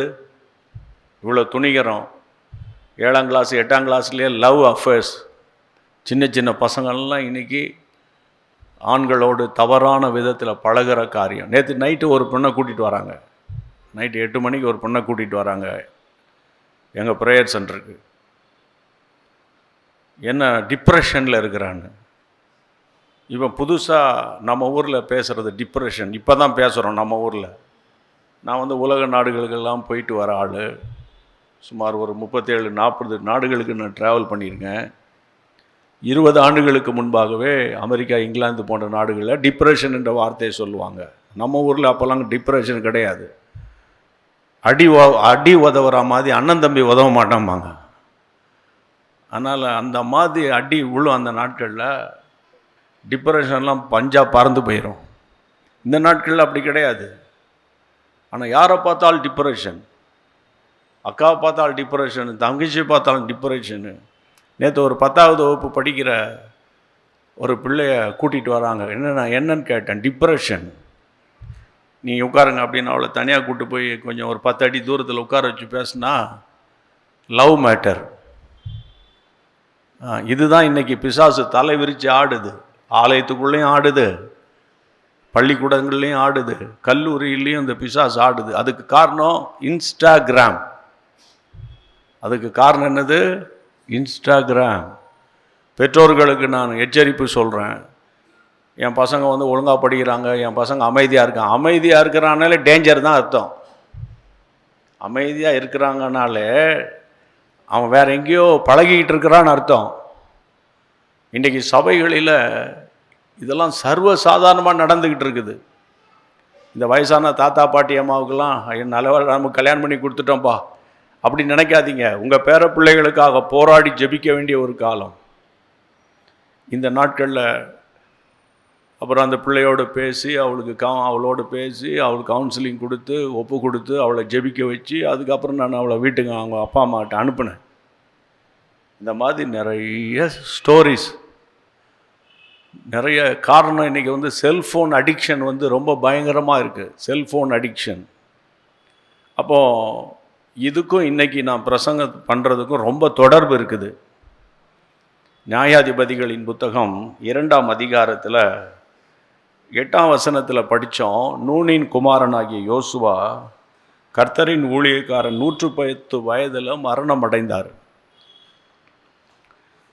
9ஆம் வசனத்தில் அவர் அடக்கம் பண்ணிட்டாங்க. 10ஆம் வசனத்தில் படிக்கும்போது அந்த நாட்களில் இருந்த சந்ததியார் எல்லாரும் தங்கள் பிதாக்களோடு சேர்க்கப்பட்ட பிறகு கர்த்தரையும் இஸ்ரவேலுக்காக செய்த கிரியைகளையும் அறியாத வேறொரு சந்ததி எழும்பிற்று. வேற ஒரு புதிய ஜெனரேஷன் எழும்பி இருக்குது.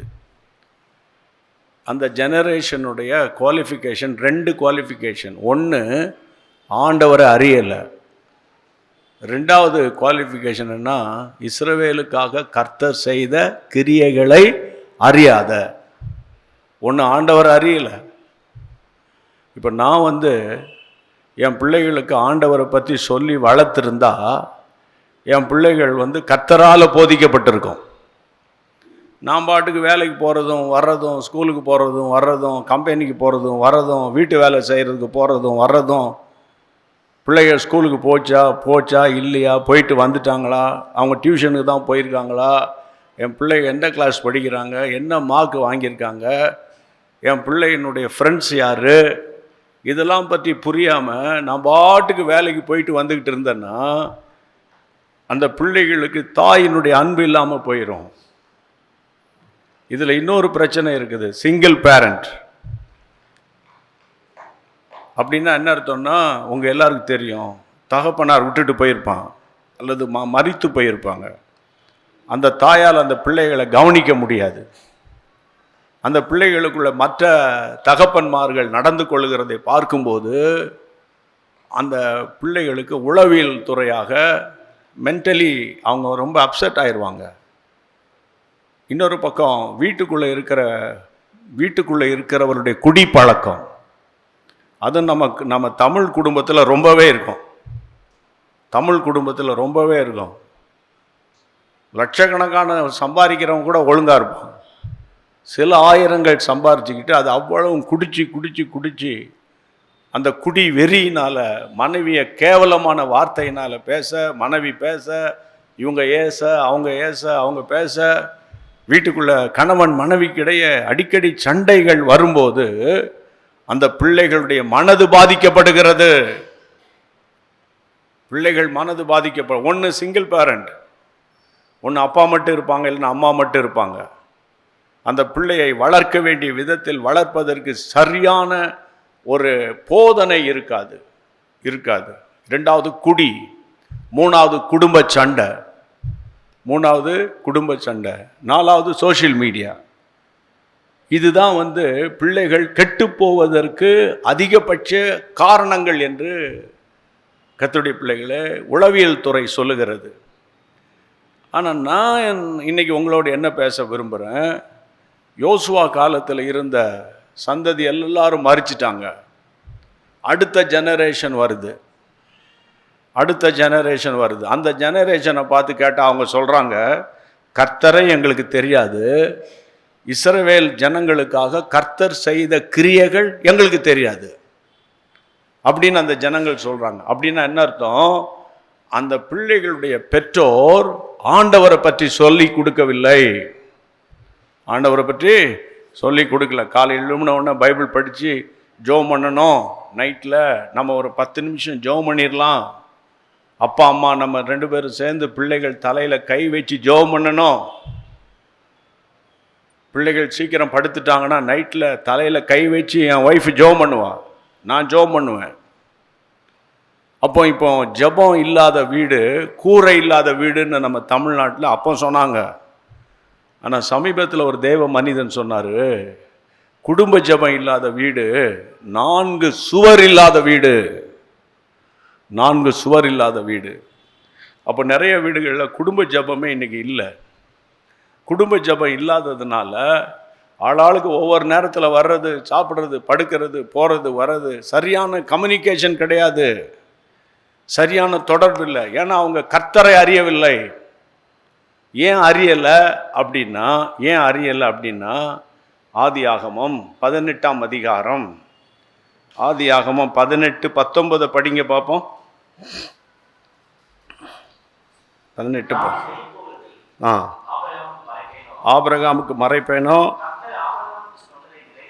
கர்த்தர் ஆபிரகாமுக்கு சொன்னதை நிறைவேற்றும்படியாய் அவன் தன் பிள்ளைகளுக்கும் தன் வீட்டாருக்கும்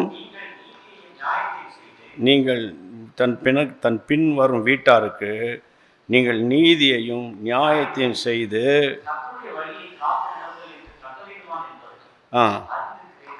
ஆண்டவர் சொல்றாரு, ஆண்டவர் பேசுகிறார், ஆபிரகாம் பற்றி சொல்றாரு, கர்த்தருடைய கட்டளைகளை காத்து நடவுங்கள் என்று தன் வீட்டாருக்கு சொல்லுவான். அடுத்தது தனக்கு பின்வரும் சந்ததி. எல்லாம் சொல்லுங்க, பின்வரும் சந்ததி. எல்லாம் சொல்லுங்க, வெரி குட். இன்னொரு முறை சொல்லுங்க. ஆமாம், நம்மளோடைய வாழ்ந்தோம், சாப்பிட்டோம், கொண்டோம், வேலை பார்த்தோம், துணிமணி வாங்கினோம், கொண்டாடினோம், போனோம், வந்தோம், அப்படி இல்லை. உங்களுக்கு பின்னால் ஒரு சந்ததி வரப்போகுது. உங்களுக்கு கொடுக்கப்பட்ட பிள்ளைகள் தான் அடுத்த ஜெனரேஷன். அப்போ நான் எப்படி இருக்கிறேன்னா அப்படி தான் என் பிள்ளைகள் இருப்பாங்க. பிள்ளைகள் இருப்பாங்க. சும்மா பிள்ளைகளையே சிலர்ல பல பெற்றோர்கள் என் பையன் இப்படி தான் இருக்கிறான், என் பொண்ணு இப்படி தான் இருக்குது, நீங்கள் கரெக்டாக சொன்னீங்க அப்படின்னே சொல்லிக்கிட்டு இருப்பாங்களே தவிர அவங்க தங்களுடைய பிழையை உணர மாட்டாங்க. இப்போ நான் சொன்னேன் 10ஆம் கிளாஸு நேற்று நைட்டு வந்து பேசி நான் ஜெபம் பண்ணி அனுப்புனேன்னு. அப்புறம் விசாரித்தா அவங்க அப்பாவே அவங்க அப்பா டீச்சரு ஒரு வாலிப பையனை வீட்டுக்குள்ளே கூட்டிகிட்டு வந்து டியூஷன் எடுக்கிறாரு. உன் வீட்டில் ஒரு வாலிப பொண்ணு இருக்குல்ல, அப்போ உனக்கு புத்தி இருக்கணும்ல. புத்தி இருக்கணுமா இருக்கக்கூடாதா? இங்கே கை வச்சு சொல்லுங்கள், புத்தி இருக்கணுமா இருக்கக்கூடாதா? சில பேர் இங்கே வைக்க மாட்டேறீங்க, கை வேலை செய்யலையா தெரில. புத்தி இருக்கணுமா இருக்கக்கூடாதா? வீட்டில் ஒரு வாலிப பிள்ளையை வச்சுருக்க, அப்போ ஒரு வாலிப பையனை கொண்டு வந்து நீ டியூஷன் பணத்துக்காக நீ வந்து டியூஷன் எடுக்கலாமா? எங்கேயாவது கொண்டு போய் வச்சு டியூஷன் எடுக்க வேண்டியது தானே. அப்போ அதற்கு மெயின் ரூட் காஸ்ட்டே அப்பா தான். தெரியாமல் போச்சியா அப்படின்னு. இந்த நாட்களில் நம்ம அதுக்கு தான் ஞானமாக, ஆண்டவரே எனக்கு ஞானத்தை தாங்க, பிள்ளைகளை வளர்க்க எனக்கு என்ன தாங்க, ஞானத்தை தாங்க. என் மகள்கிட்ட எப்படி பேசணும், என் மகன்கிட்ட எப்படி பேசணும், என் பிள்ளைய எப்படி வளர்க்கணும், எனக்கு கிருபை தாங்க அப்படின்னு நீங்கள் தனி ஜெபத்தில் ஜெபிக்கணும். இதெல்லாம் வந்து எதில் போய் காலேஜில் போய் படிச்சுட்டு வர்றது கிடையாது. நல்ல ஜெபம் பண்ணி நான் சொன்ன மாதிரி அதிகாலை ஜெபத்துக்கு ஓடி வந்து, ஃபாஸ்டிங் ப்ரேயருக்கு ஓடி வந்து, நைட் ப்ரேயருக்கு ஓடி வந்து நல்ல ஜெபிக்கிற அம்மா அப்பா அவங்க பிள்ளைகள் தவறு செய்ய முடியவே முடியாது. ஆமென் சொல்லுங்க. ஆண்டவருக்கு மகிமை உண்டாகட்டும். அப்போ இந்த ராத்திரி நேரத்தில் தேவனுடைய பிள்ளைகளை உங்கள் சந்ததியை குறித்த பாரத்தோடு நான் பேசுகிறேன். எங்கே போனாலும் இதே போராட்டம் தான்.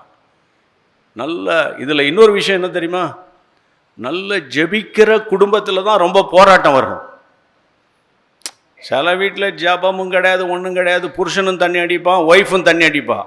அப்படி 2-3 குடும்பம் இந்த சபையில் இருக்குது. அது எப்படி உனக்கு தெரியும்னு கேட்காத, நாங்கள் ஆவியை பெற்றவங்க. அப்படி 2-3 குடும்பம் இருக்குது. ஒய்ஃபும் தண்ணி அடிக்கிறா, புருஷன் என்ன செய்வான், தண்ணி அடிப்பான். ஒய்ஃபை அடிக்கிறத கேள்விப்பட்டிருப்பீங்க, ஆனால் ஒய்ஃபு புருஷன் அடிக்கிறத கேள்விப்பட்டிருக்கீங்க? அது இந்த சபையில் இருக்குது. அப்போ இந்த நாட்களில் பரிசுத்த ஆவியானுடைய ஏவுதலோடு நான் பேசிக்கிட்டு இருக்கேன். அப்போ கர்த்தரை குறித்த ஒரு பயம் நமக்கு இருக்கணும். ஜீவனுள்ள தெய்வம்.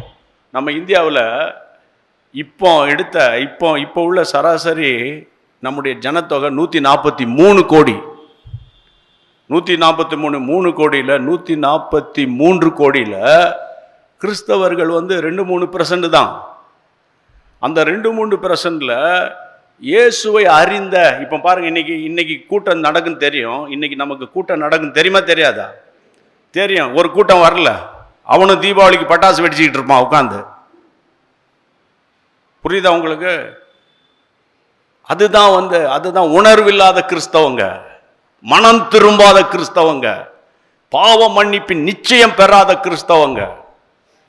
அதனால நம்ம கிறிஸ்தவர்களாகிய நம்ம மனம் திரும்பிட்டோம்னா பெங்களூர்ல எழுப்புதல் வந்துடும். ஆமென். பெங்களூரில் இருக்கிற மக்கள் நல்ல மக்கள். அப்போ பாருங்க, ஒன்று கர்த்தரை அறியலை, ரெண்டாவது கர்த்தர் இஸ்ரவேலுக்காக செய்த கிரியையையும் அறியாத வேறொரு சந்ததி எழும்பிற்று. அந்த சந்ததியை பற்றி படிக்கும்போது நியாயாதிபதிகள் 2ஆம் அதிகாரத்துக்கு வாங்க. 2ஆம் அதிகாரம் 11ஆம் வசனம். அப்பொழுது இஸ்ரவேல் அப்பொழுது இஸ்ரவேல் புத்திரர் கர்த்தரின் பார்வைக்கு பொல்லாப்பானதை செய்து பாகால்களை சேவித்து புறப்பட பண்ணின அவர்களுடைய தேவனாகிய கர்த்தரை விட்டுட்டு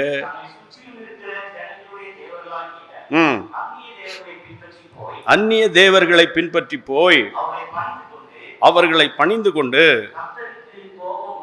இதான் இன்னைக்கு நடந்துகிட்டு இருக்கு. இன்னைக்கு நிறைய குடும்பத்தில் கிறிஸ்தவன் அல்லாதவங்க நுழையிறாங்க திருமணத்தில். ஆமாம், இவங்க நீங்கள் நல்ல பிள்ளைகளை வளர்த்துருப்பீங்க. உங்கள் பிள்ளை ஒரு கிறிஸ்தவை அறியாத ஒரு பெண்ணோடு ஒரு ஆணோடு பழகி அவனை தான் கல்யாணம் பண்ணுவேன், இவனை தான் கல்யாணம் பண்ணுவேன்னு சொல்லிட்டு என்ன செய்ய முடியும்? அப்போ ஒரு அந்நிய மனுஷன் வீட்டுக்குள்ளே வரான். கல்யாணத்துக்காக சிலர் ஞானஸ்நானம் எடுப்பானுங்க, சிலர் கம்யூனியன் எடுப்பாங்க. அதுக்கப்புறம் கொஞ்ச நாளில் அவன் பழைய வாழ்க்கைக்கு போயிடுவாங்க. அப்போ அந்த வீடு விக்கிரக ஆராதனைக்குள்ளே போயிடுது. அதுதான் இங்கே சொல்லப்படுறது. பாகாலை சேவிக்க ஆரம்பிச்சிட்டாங்க. பாகால்னா ஆளை சாதாரண சொன்னால் பாகாலை சேவித்தா பணம் கிடைக்கும். பாகாலை சேவித்தா என்ன கிடைக்கும்? பணம் கிடைக்கும். இன்றைக்கி நம்ம பணம் தானே அலையிறோம். ஞாயிற்றுக்கிழமை கூட சிலர் இங்கே வரமாட்டாங்க. நான் வேணா சொல்கிறேன், கேட்டால் ஞாயிற்றுக்கிழமை கூட வேலை வச்சுட்டாங்கம்மா. ஞாயிற்றுக்கிழமை கூட வேலை வச்சுட்டாங்க ஐயா, ஞாயிற்றுக்கிழமை கூட வேலைக்கு வர சொல்லிட்டாங்க ஐயா, அதனால நான் சர்ச்சுக்கு வர முடியலையா அப்படின்வாங்க. ஆனால் அங்கே விசாரித்தா இவங்களே தான் கேட்டிருப்பாங்க, ஞாயிற்றுக்கிழமை கூட வந்துடுறேன். நல்ல கவனிங்க. பாகால்னா பாகாலுக்கு பின்னால் போகிறவனுக்கு பணம் கிடைக்கும். நாங்கள் அடிக்கடி வட மாநிலங்களுக்கு போவோம். ராஜஸ்தானு, ஜார்க்கண்டு, உத்தரகாண்டு, இந்த மாதிரி மகாராஷ்டிரா, இந்த மாதிரி நிறைய இடங்களுக்கு போய் ஆலயங்களை கட்டுவோம். அங்கே இருக்கிற மிஷினரிகளோடு கூட நாங்கள் தொடர்பு கொண்டு ஊழியம் செய்வோம். கடைசியாக நாங்கள் ராஜஸ்தானுக்கு போயிருந்தோம் ஏப்ரல் மாதம். இப்போ ராஜஸ்தானில் இருக்கிற பாஸ்டரு, நல்ல கவனிங்க, அவன் மனைவி 40 நாள் உபவாசம் பண்ணி ஜெபிக்கிறா ஆலயத்தில் ஆத்துமாக்கள் வேணும்னு. அப்போ ஒரு பயங்கரமான அசுத்தாவி அந்த ஏரியாவில் இருக்கிற டாமினேட் பண்ணுற ஸ்பிரிட்டு சொல்லுது, நீ ஏன் இயேசுவை ஏற்றுக்கிட்ட, என்னையை ஏற்றுக்கிட்டா உனக்கு பணம் கொடுக்குறேன், உனக்கு நகை கொடுக்குறேன் அப்படின்னு அந்த பிசாசு பேசுது அந்த அம்மா கிட்ட. அந்த அம்மா அதை எதிர்த்து போராடி இன்னைக்கு சபையில் ஒரு பெரிய சபையாக ராஜஸ்தானில் இருக்குது.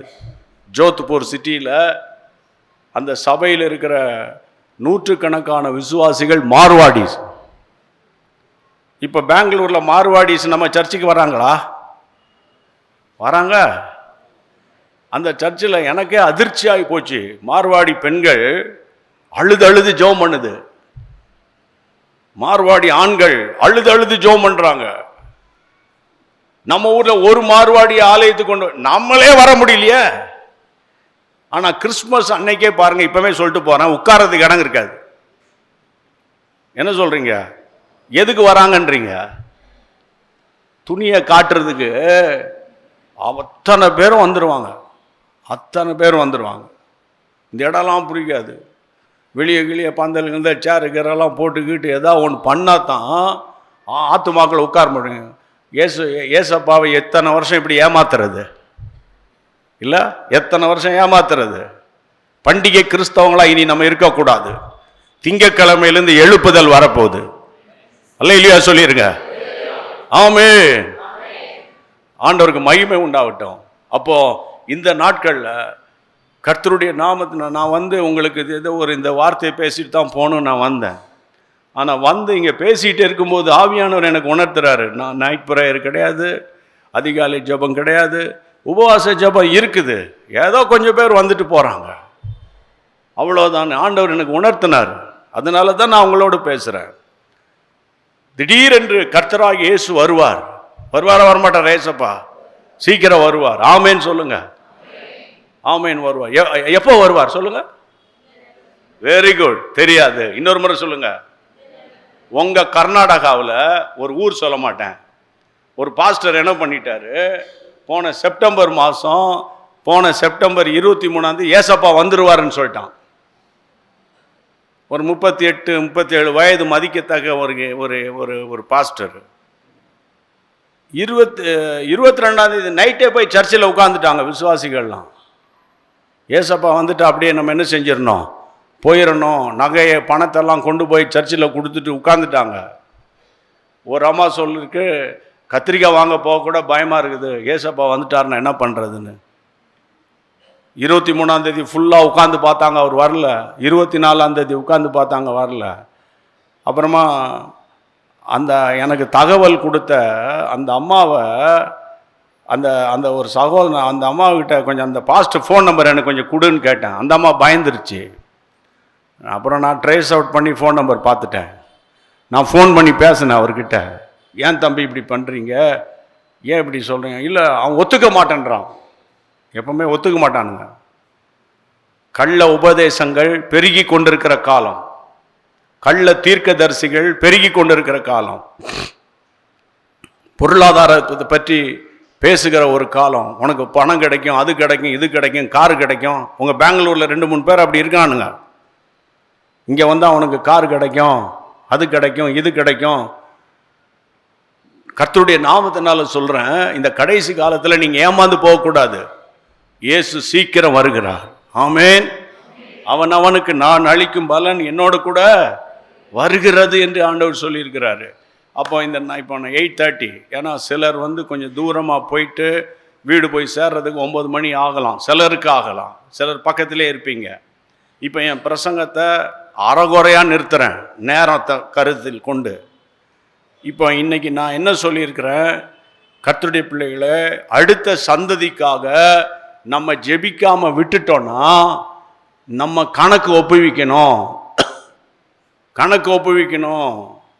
இப்போ என் பிள்ளைகளுக்கு நான் தான் உத்தரவாதம். ஆமேன்னு சொல்லுங்க. என் ஆத்துமாவுக்கு நான் தான் உத்தரவாதம், இல்லையா? அப்போ உங்கள் பிள்ளைகளுக்கு நீங்கள் தான். உங்கள் பிள்ளைகளை தயவுசெய்து குறை சொல்லாதீங்க. இந்த உலகம் அப்படி, ஸ்கூல் அப்படி, காலேஜ் அப்படி, இந்த அட்மாஸ்பியர் அப்படி. புரியுதா உங்களுக்கு? ஃபோன் இல்லாமல் ஸ்கூலுக்கு போகும்போது சில நேரத்தில் ஃபோன் இருக்கணும், ஏன்னா மெசேஜ் எல்லாம் ஃபோனில் தான் வருது. அதனால் இந்த நாட்களில் பிள்ளைகளை சொல்லி குற்றம் கிடையாது. ஆனால் பரிசுத்தமாய் வாழ்வதற்கு ஆண்டவர் உதவி செய்யணும்னா பெற்றோர்கள் போராடி ஜெபிக்கணும். எல்லாரும் எழுப்பி நிற்போம் இயேசுவின் நாமத்தினால. ஆமென். தொடர்ந்து நாளைக்கு நான் பேசுவேன். சீக்கிரமாக வாங்க.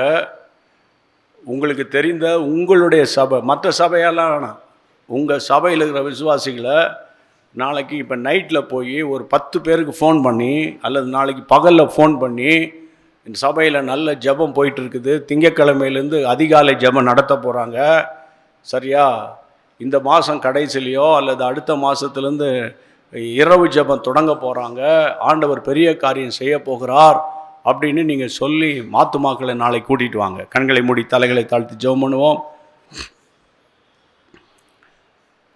எங்கள் பரிசுத்த பிதாவே, இப்படி நாமத்தினால நாங்கள் ஒருமனப்பட்டு ஜெபிக்கிறோம். உம்முடைய கைகளை ஒப்பு கொடுக்குறோப்பா. இம்பட்டும் நடத்தின தேவனுக்கு ஸ்தோத்திரம். இனியும் நடத்த போகிற கிருபைக்காக உமக்கு ஸ்தோத்திரம். உமக்கு ஸ்தோத்திரம் ஆண்டவரே. ஆண்டவரே, எங்கள் பிள்ளைகளை கர்த்தருக்குள்ளே நடத்த எங்களுக்கு உதவி செய்யும். எங்கள் பிள்ளைகளுக்காக நாங்கள் பாரம் எடுத்து ஜெபிக்க எங்களுக்கு உதவி செய்யும். எங்கள் பிள்ளைகளை குற்றப்படுத்தாமல் எங்களுடைய ஜெபக்குறைவை நீர் மன்னித்து ஆண்டவரே, நாங்கள் கர்த்தருக்காக எழும்பி பிரகாசிக்க எங்களுக்கு உதவி செய்யும். எல்லா சூழ்நிலையிலும் நாங்கள் உமக்கு பிரியமானவர்களாய் வாழ உதவி செய்யும். இன்றைக்கு என்னென்ன காரியங்களை எங்கள் காதுகளில் கேட்டோமோ அதை செயல்படுத்துவதற்கு ஆண்டவர் எங்களுக்கு கிருபை பாராட்டும். உம்முடைய அன்பின் கைகளில் நாங்கள் ஒப்பு கொடுத்து ஜெபிக்கிறோம். இந்த ஜெபத்தை கேட்டதற்காக உமக்கு ஸ்தோத்திரம், உமக்கு ஸ்தோத்திரம் ஆண்டவரே. உம்முடைய பிள்ளைகள் திரும்பி செல்ல போகிறாங்கப்பா. உம்முடைய மாறாத கிருபை உள்ள கரம் உம்முடைய பிள்ளைகளை தாங்கி வழி நடத்தும்படி நாங்கள் ஜெபிக்கிறோம். கர்த்தர் பாதுகாத்து கொள்ளும். இயேசுவின் நாமத்தில் ஜெபங்களும் பிதாவே, ஆமேன். ஒரு நிமிஷம் உட்காருங்க, நான் ஐயா கையில் கொடுக்குறேன். பின்புறத்தில் எங்கள் ஊழியத்திலிருந்து ஒரு புக் ஸ்டால் ஒன்று வச்சுருக்கிறாங்க. கவனிங்க, பிள்ளைகளுக்காக ஜெபிக்கிறது எப்படி. இந்த புத்தகத்தில் 100 வாக்குத்தத்தங்கள் இருக்குது. பிள்ளைகளுக்காக ஜெபிக்கிற ஜெபம், திங்கட்கிழமை எப்படி ஜெபிக்கணும், Monday, Tuesday, Wednesday, Thursday until Sunday வரைக்கும் பிள்ளைகளுக்காக எப்படி ஜெபிக்கணும் அப்படின்னு 100 வாக்குத்தத்தங்களை சொல்லி சொல்லி ஜெபிக்கலாம். இன்னொரு புத்தகம் இருக்குது, குடும்பத்துக்காக, கணவன் மனைவிக்காக, மனைவி கணவனுக்காக எப்படி ஜெபிக்கிறது. இந்த பிள்ளைகளுக்காக ஜெபிக்கிற ஜெபம் கன்னட மொழியிலும் இந்த புத்தகம் அச்சிடப்பட்டிருக்கிறது. ஒருவேளை தமிழ் எங்களுக்கு வாசிக்க தெரியாது, கன்னட மொழியில் இந்த புத்தகம் உங்களுக்கு கொண்டு வந்திருக்கிறோம். இந்த புத்தகம் இன்றைக்கி வச்சிருப்பாங்க, நாளைக்கு வச்சுருப்பாங்க, சண்டே கூட அநேகமாக இருக்கும்னு நான் நம்புகிறேன். அதே போல் ஒவ்வொரு நாளும் காலையில் எழும்பி ஜெபம் பண்ணிவிட்டு இந்த புத்தகத்தில் இருக்கிற ஒரு தியானம், ஆவியானவரோடு 365 நாட்கள் என்ற ஒரு அருமையான ஒரு தியானம். இந்த தியான நூலை அந்தந்த நாளுக்குரிய தீர்க்க தரிசன பார்வையோடு எழுதியிருக்கிற ஒரு தியான புத்தகம். இதுவும் அங்கே வச்சுருப்பாங்க. போகும்போது பார்த்து செல்ல உங்களை மிகுந்த அன்போடு கூட நான் கேட்கிறேன். மற்ற காரியங்களை நம்ம நாளைக்கு பேசுவோம். இப்போ ஐயாக்கிட்ட நான் கொடுக்குறேன். அவங்க ஜெபம் பண்ணி ஆசீர்வாதத்தோடு நம்முடைய கூட்டத்தை முடிப்போம். Praise God. தொடர்ந்து இந்த நாளிலே, இந்த முதல் நாள் கூட்டத்தில் நம்மோடு கூட அவனுடைய வார்த்தையை பகிர்ந்து கொண்டதான அண்ணன் ராபின்சன் அவர்களுக்கு மீண்டும் ஒரு விஷயம் கூட நம்முடைய ஈட்டன் மெமோரியல் குடும்பத்தின் சார்பில் உள்ளத்தின் ஆழத்திலிருந்து என்னுடைய நன்றியை நான் தெரிவித்துக் கொள்கின்றேன். எல்லாரும் அவருக்கு நன்றி சொல்லுகின்ற வகையிலே நாம் கரங்களை தட்டி அவருக்கு நாம் நன்றி சொல்லுவோம். பொதுவாக இந்த நாட்களிலே அவர்கள் ஒரு சில நாட்களாக எழுப்புதலை உருவாக்க வேண்டும், குடும்பங்களிலே எழுப்புதல் உருவாக வேண்டும், கணவன் மனைவிக்குள்ளே நல்ல உறவுகள் பலப்பட வேண்டும், பிள்ளைகள் பெற்றோர்கள் எவ்விதமாய் உறவுகள் இருக்க வேண்டும், வாலிப பிள்ளை எப்படி இருக்க வேண்டும் என்று சொல்லி நிறைய எழுப்புதல் கூட்டத்துக்கெல்லாம் இப்பொழுது நிறுத்திவிட்டு குடும்பங்கள் எப்படி பலப்படுவது அப்படின்னு சொல்லி அதிகமாய் ஆழமாய் குடும்பங்களை குறித்து சிந்தித்து கொண்டு வருகிறார்கள். ஒருவேளை இந்த நாளிலும் நாளை மறுநாள் 3 நாட்களும் தொடர்ச்சியாக கணவன் மனைவி எப்படி இருக்க வேண்டும், தொடர்ந்து குடும்பங்கள் எப்படி இருக்க வேண்டும், எப்படிப்பட்ட எழுப்புதலை கொண்டு வர முடியும் என்பதை குறித்து நம்மோடு கூட பகிர்ந்து கொண்டிருக்கின்றார்கள். நீங்கள் தொடர்ந்து ஜெபியுங்க. நாளை தினத்தில் நீங்கள் தவறாமல் கலந்து கொள்ளுங்கள். உங்களுக்கு தெரிந்த நண்பர்களை அழைத்து வாருங்கள். உங்களுக்காக விசேஷமாய் அவர்கள் ஜெபிப்பார்கள். ஆகவே தொடர்ந்த நாளிலே மீண்டும் ஒரு விசை நான் நன்றி சொல்லி கடைசியாய் கண்களை மூடி நாம் ஜெபித்து ஆசீர்வாதத்தோடு கூட கடந்து போவோம்.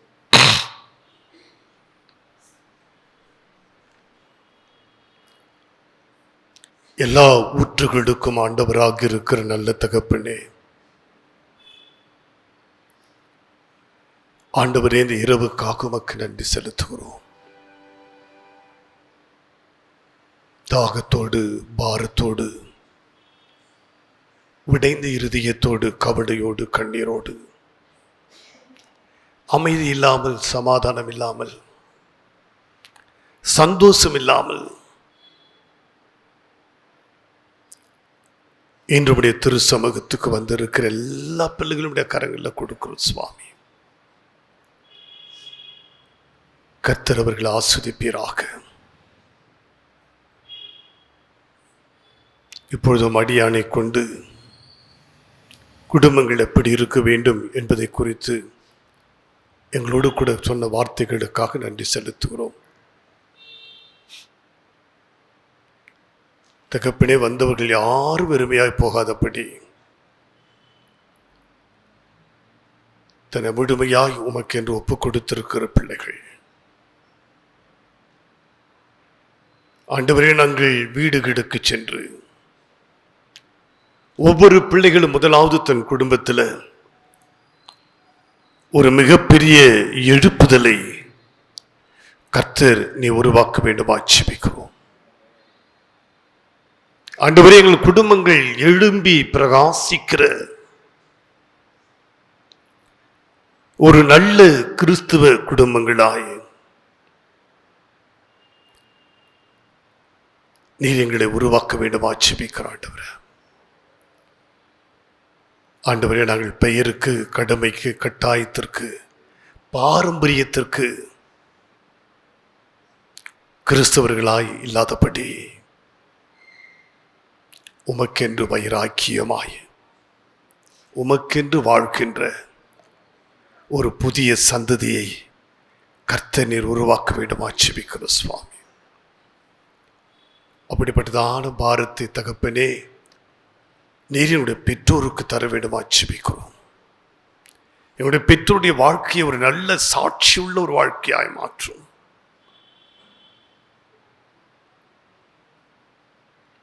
ஆண்டவரே, மனோபாவனுடைய மனைவியும் நாங்கள் பிள்ளையை எப்படி வளர்க்க வேண்டும் என்று உம்மிடத்தில் கேட்டு ஜெபித்து தன் பிள்ளையை வளர்த்தது போல ஒவ்வொரு பெற்றோரும் ஆண்டவரே தங்கள் பிள்ளைகளுக்காக அர்ப்பணித்து ஜெபிக்கிற பாரமுள்ள பெற்றோர்களை கர்த்தர் உருவாக்குவீராக. ஒவ்வொரு உள்ளத்திலும் இந்த இரவு கர்த்தர் கிரியை செய்வீராக. ஒவ்வொருவரும் உள்ளத்திலும் ஜபாவியை ஊற்றுவீராக. ஆண்டவரே, இந்த பிள்ளைகள் பாரத்தோடு கூட செபிக்கிற ஒரு வாஞ்சியை தாங்க சுவாமி. ஒரு எழுப்புதலை உருவாக்குங்க ஆண்டவரே.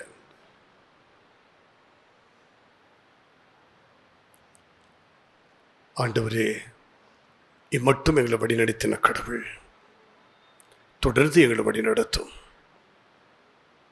சமாதானத்தின் தேவன் தாமே உம்முடைய சமாதானத்தை எங்களுக்கு தருவீராக. ஆசீர்வதியும், ஆசீர்வதிங்க ஆண்டவரே. இந்த ஆலயம் எப்பொழுதும் ஒரு திறக்கப்பட்ட ஆலயமாய், ஜெபிக்கிற ஒரு இடமாய், இந்த ஆலயத்திலே நீங்கள் ஏறெடுப்புற விண்ணப்பத்துக்கு கர்த்தர் பதில் கொடுப்பார் என்று வார்த்தை சொல்வது போல ஆண்டவரே, இந்த இடத்துல நீர் எங்கள் ஜபங்களுக்கு பதில் கொடுக்கிற தெய்வம். இந்த ஆவி எங்கள் ஊற்ற வேண்டுமா ஜெபிக்கிறோம். தொடர்ந்து ஆசீர்வதியும். துதிக நமக்கும் எல்லாம் நமக்கே செலுத்துகிறோம். எங்கள் ஆண்டவர் இயேசு கிறிஸ்து மூலமாக ஜெபிக்கிறோம் எங்கள் பரிசுத்தம் உள்ள நல்ல பிதாவே, ஆமென். என் ஆத்துமாவே கர்த்தரை ஸ்தோத்திரி, முழுவதுமே பரிசுத்த நாமத்தை ஸ்தோத்திரி. என் ஆத்துமாவே கர்த்தரை ஸ்தோத்திரி, கர்த்தர் செய்த சகல உபகாரம் மறவாதே, ஆமென்.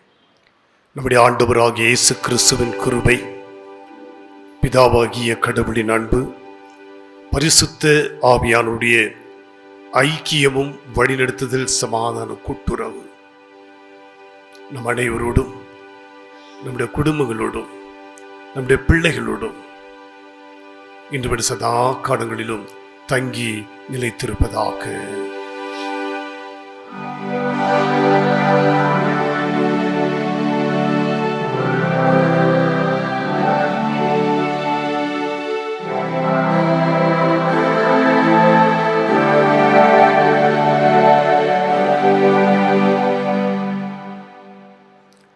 மீண்டும் ஒரு விஷயம் உங்களுக்கு நன்றி சொல்கிறேன். தொடர்ந்து ஜெபித்துக் கொள்ளுங்கள். கர்த்தருக்கு சித்தமானால் நம்முடைய ஆலயத்தில் மீண்டும் ஒரு மிகப்பெரிய எழுப்புதலை நாம் கொண்டு வருவோம். நாளை சாயங்காலம் நீங்கள் சரியாக ஜெபித்து பாரத்தோடு கூட தெரிந்த நண்பர்களை, உறவினர்களை நீங்கள் அழைத்து வரும்படி உங்களை அன்போடு கூட கேட்டுக்கொள்கின்றேன். அண்ணன் அவர்கள் உங்களுக்காக பாரத்தோடு கூட ஜெபிப்பார்கள். நிச்சயமாக நீங்கள் எதிர்பார்த்து வருகிற உங்கள் குறிப்புகள், உங்களோட பாரங்கள், உங்களோட கவலைகள் எல்லாத்தையும் நம்ம போகிறப்ப இறக்கி வச்சுட்டு சந்தோஷமாக போக போகிறோம். கர்த்தர் உங்களை ஆசீர்வதிப்பார். அல்லேலூயா, அல்லேலூயா, அல்லேலூயா. கர்த்தர் உங்களோடு இருப்பாராக. சமாதானத்தோடே நாம் போய் வருவோம்.